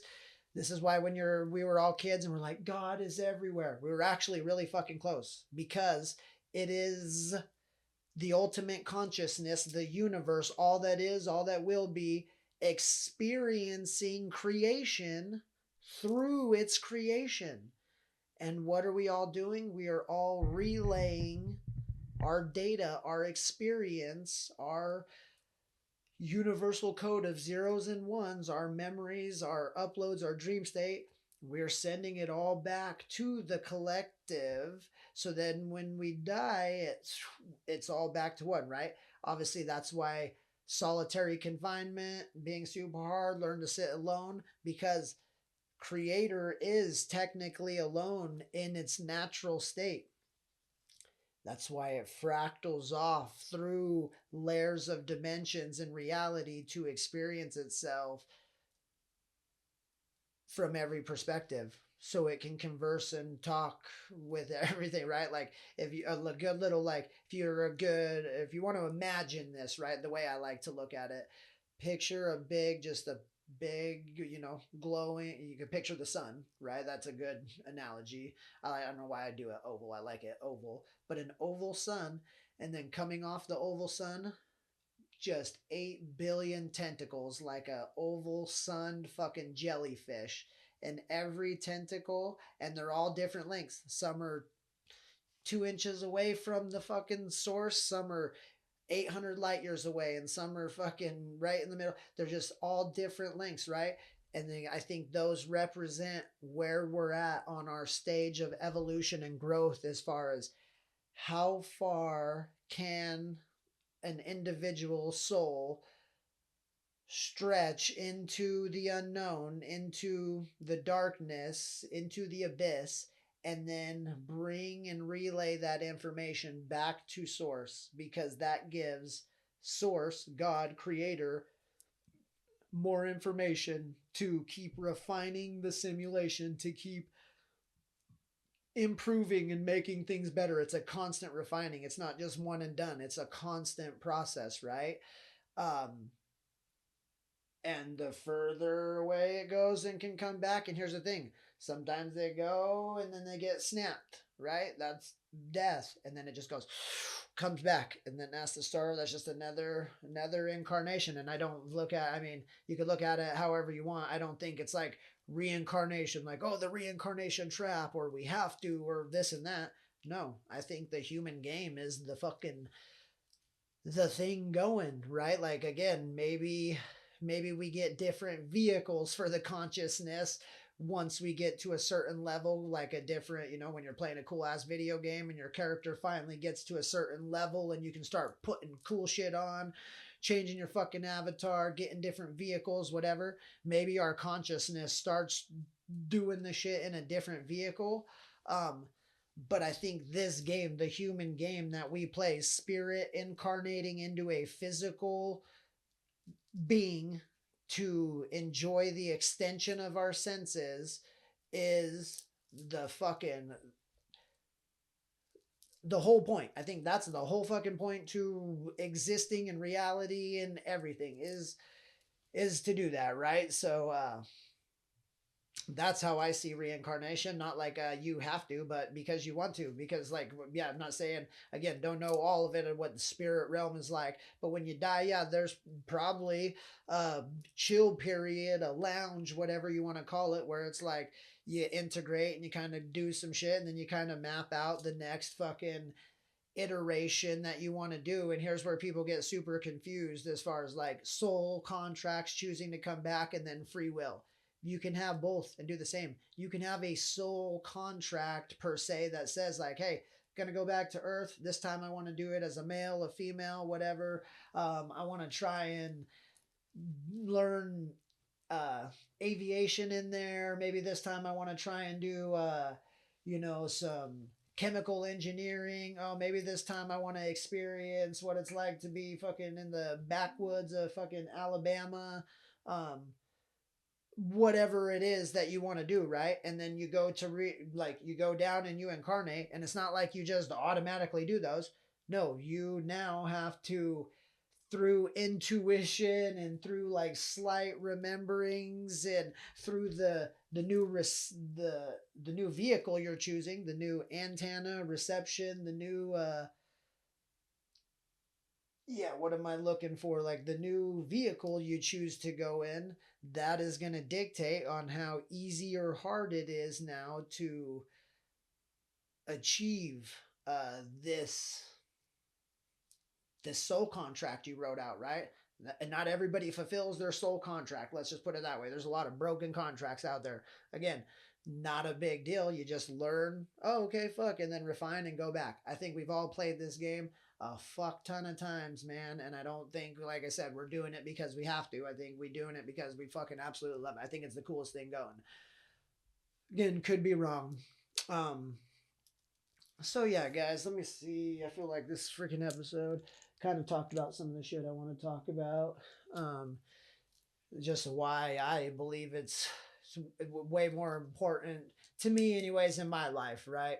Metaphorically, how maybe if some of you like looked at it like that, and maybe you've never even thought about looking at the whole thing like that, versus just to try it out. Maybe like if you're somebody who's actively reading scriptures and everything, and you kind of do this, like see some shit as real and some shit as metaphor, maybe read it one time through this year and test your mind, do a little thought experiment, read it all as though you knew it was metaphor, that none of it was actually real things, but all metaphors to do with the inner body, and just see if that does anything different, if it strikes you different, if it gives you a different feeling, testimony, connection to the divine, to source, than you previously had, or if it does anything different at all.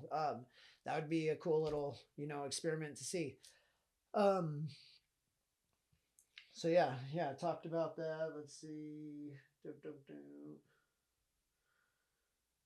anything.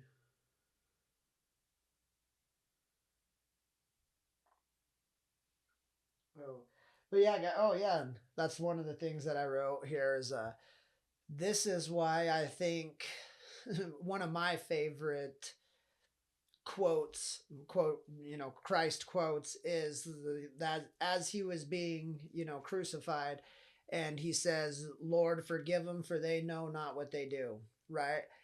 And again, to see these as metaphor, this is, again, if you see that as reality, forgive them, for they know not what they do. I mean, technically, he's saying they're stupid.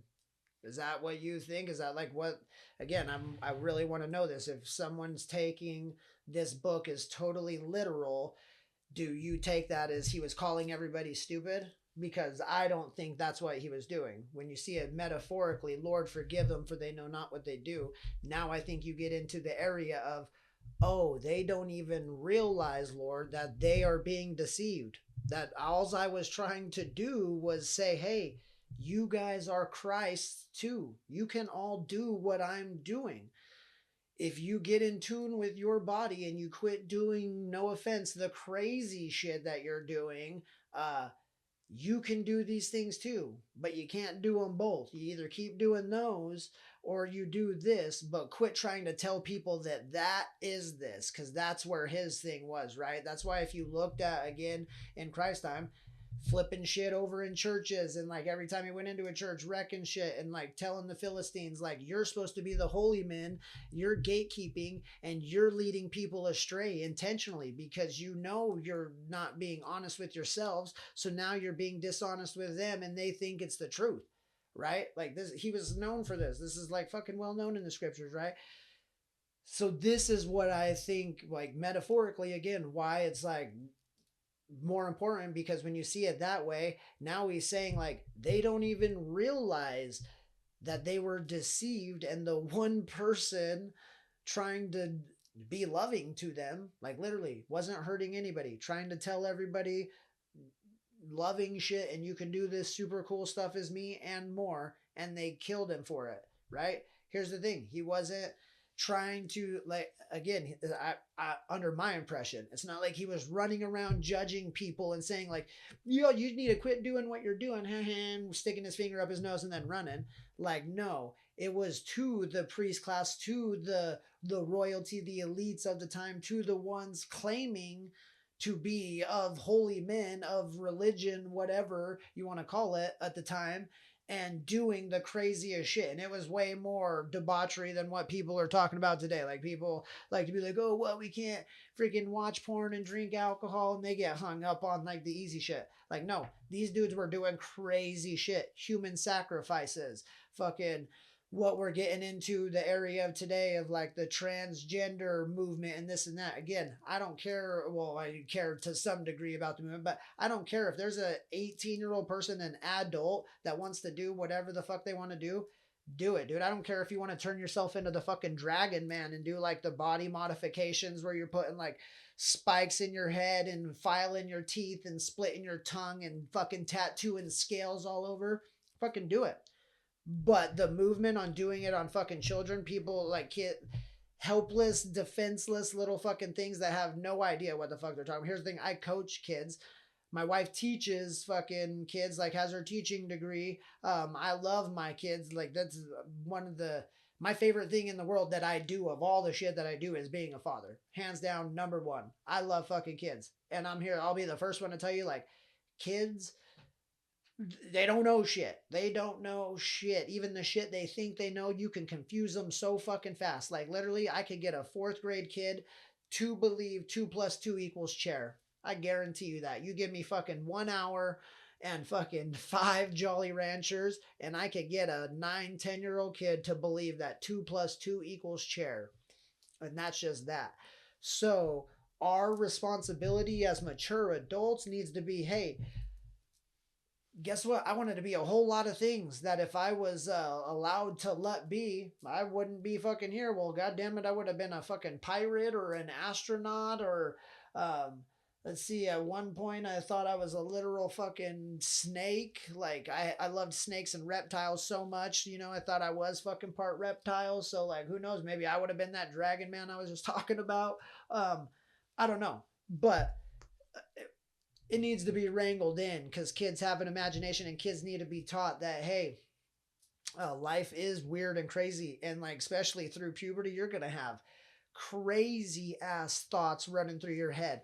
More so than even our generation knows. Like, my generation had the startings of technology in the world we live in, but these generations after us, it's so freaking embedded we can't even fathom, you know, the what it's doing to the mind,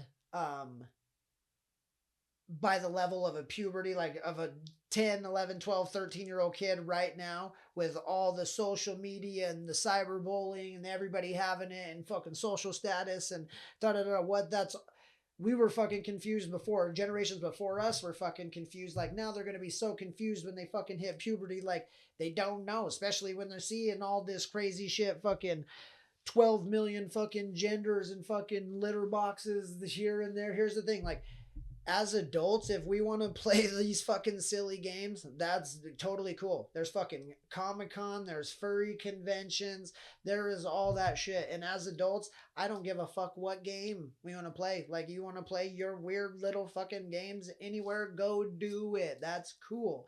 And I don't even care if it's in a place that I have to walk by. That's fucking cool too, right? Like, I don't think everything just has to be fucking hidden. But the being shoved down people's fucking throats to accept this thing, and then also the shit that doesn't make sense as far as like the little kid shit, right? That's where I fucking draw the goddamn line. And like, um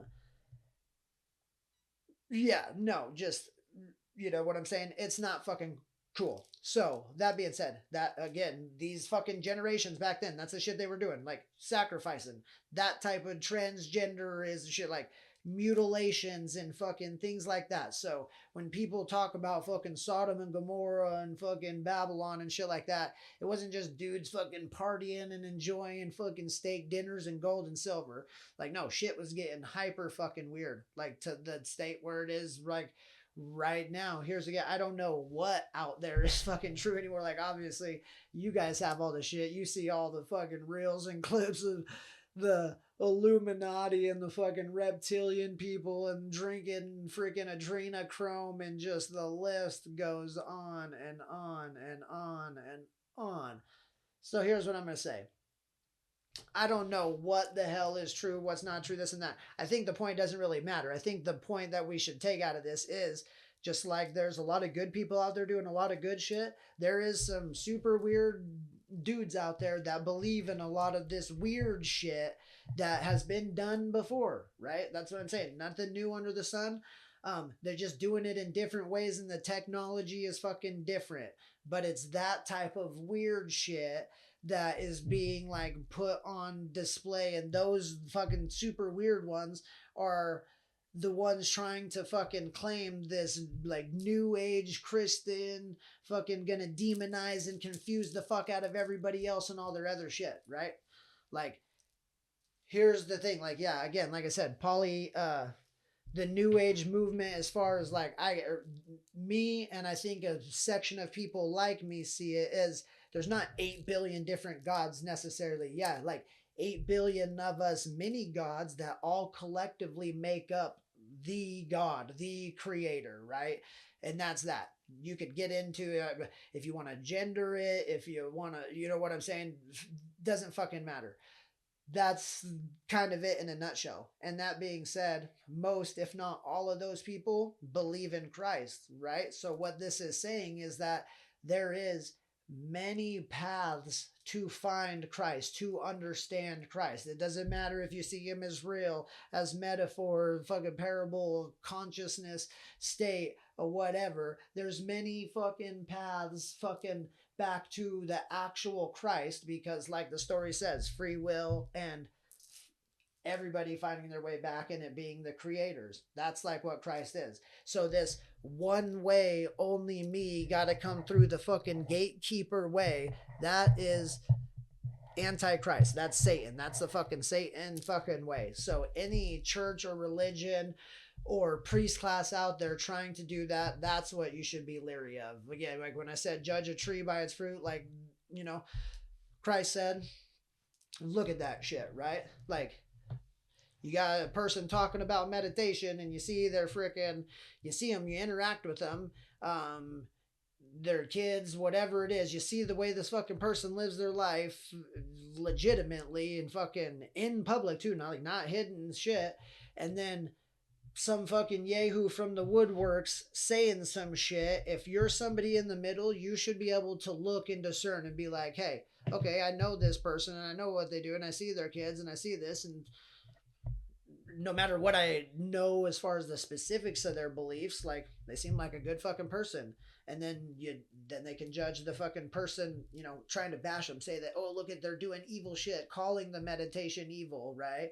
You can look at that person and see what are their credentials, right? Is this a person who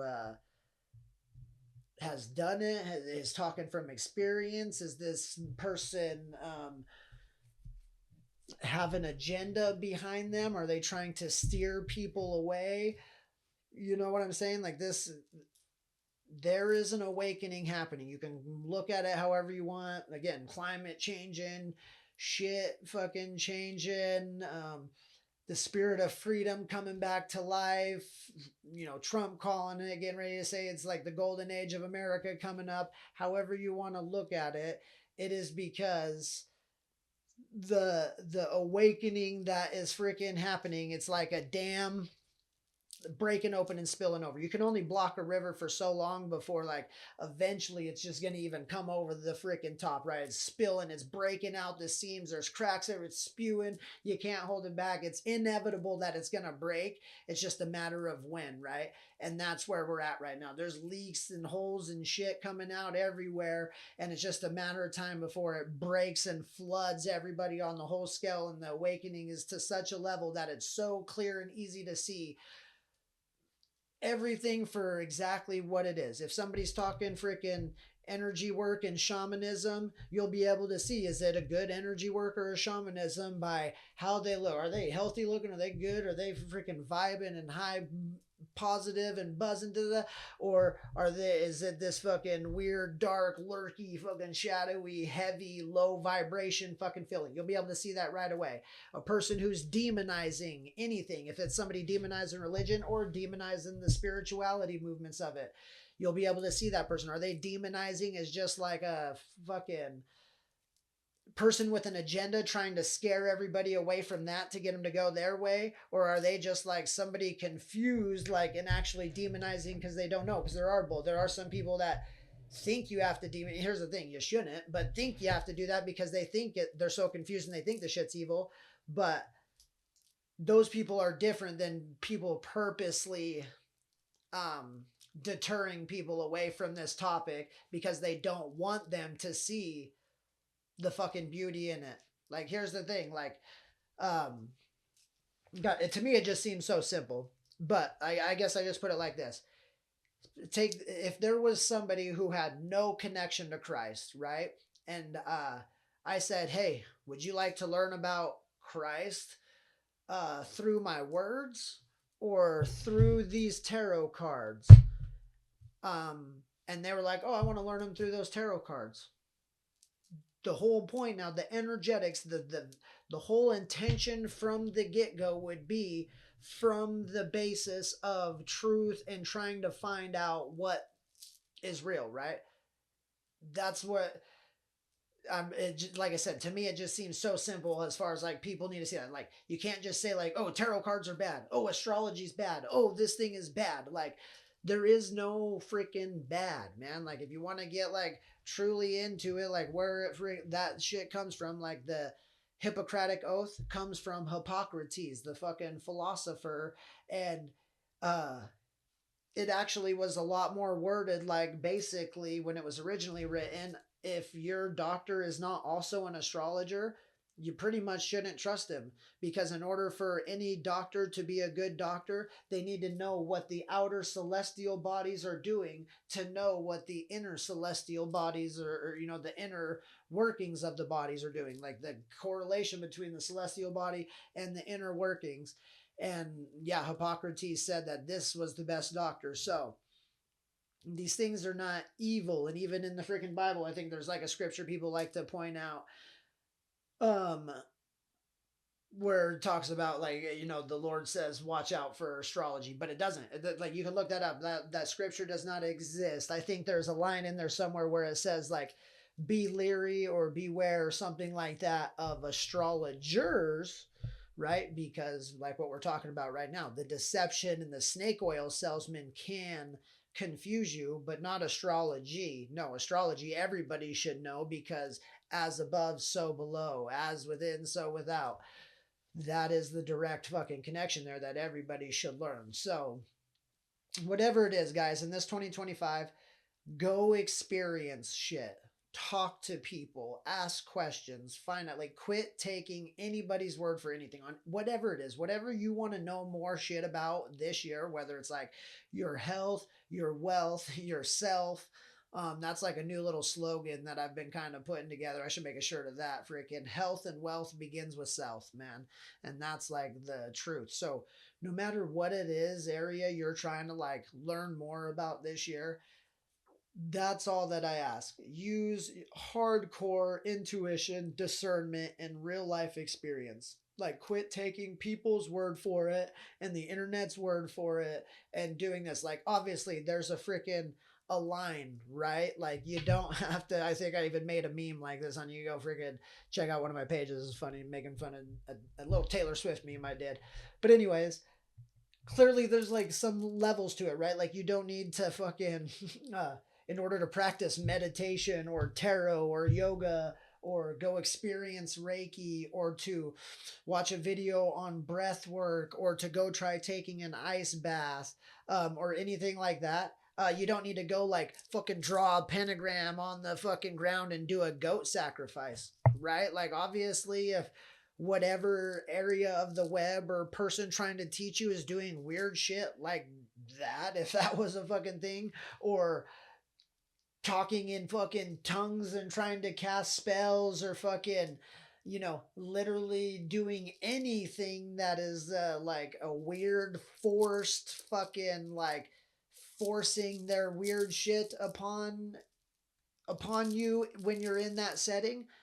Like, yeah, there's no need for any of that shit. Because, like I said, the shit shouldn't be weird. It's fucking fun and it's cool and it's loving and it's energetic. And you should get that feeling when you're around a person who's doing that, right? So, like, just use your own intuition and discernment no matter what it is this year. Like I said, there's going to be a lot of health things coming out this year, like with RFK trying to fix shit and people actually wanting to eat healthier. But guess what? Like, that's not good for the dollar signs on some of these corporations. So there's going to be a lot of sneaky shit. A lot of these things, like, this is something that would not be far fetched.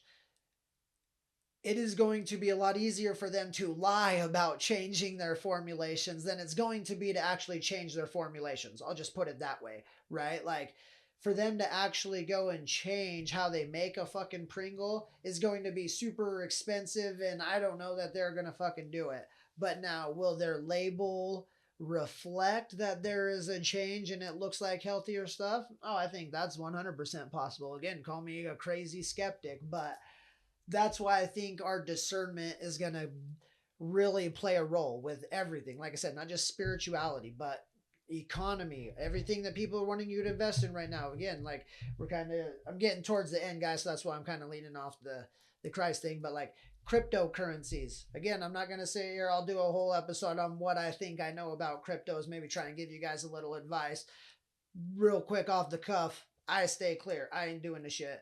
We'll get into it later if you want, but to each their own and do your own thing. All I'm saying is, no matter which one you're doing, use discernment. Like, go check out what a rug pull is. Go check out a pump and dump. Go check out a meme coin and go look at some of these dudes, CoffeeZilla on fucking YouTube, and then go make your decision, right? Investing in anything, house, car, whatever it is, schooling, education, tons and tons of courses out there on spirituality and fucking life coaching and all this and that. No offense, guys. Do it if you want to do it. And if you feel really called, by all means do it. But no offense, all the shit is out there for free. As far as like, I mean, no offense, you listen to this podcast. By the time we get 8, 10, 12 episodes deep into this, you're going to have all the starting points you need for any of these. And then you'll know all the people that I'm telling you to go look up that can take you deeper. And there's as much free fucking knowledge as you can handle. That is enough free knowledge that you could create your own business or whatever you want platform with that knowledge, right? So be leery of life coaches right now offering this shit for 1,000, 2,000, 3,000, 5,000 bucks for some of these courses for information that you can get for fucking free, right? And so don't get me wrong, I think some of those things are good, and I think there are people for those. I think it's like hyper confused. I don't think those should be for new people.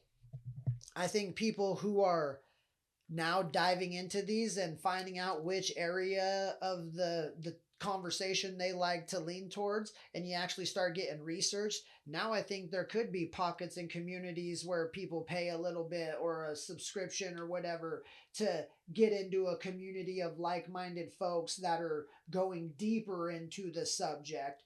But as far as like up to a certain level, like let's say we all start at level 1 and level 10 is the max that we're trying to get to, right? I think up to like level 5 should be free. Like everybody should be get to level 5 for fucking free. And then from 5 to 10 should be dependent on now how deep you want to go. But everybody in the world should be able to get to a similar understanding of these fucking things, so we can navigate life a lot better, right? Like if you guys have ever heard or not heard of, now you're about to, Sadhguru, amazing guy, been on the Rogan podcast, has a non-profit foundation, the largest in the fucking world. Save the Soil Project. Dude is fucking intelligent. And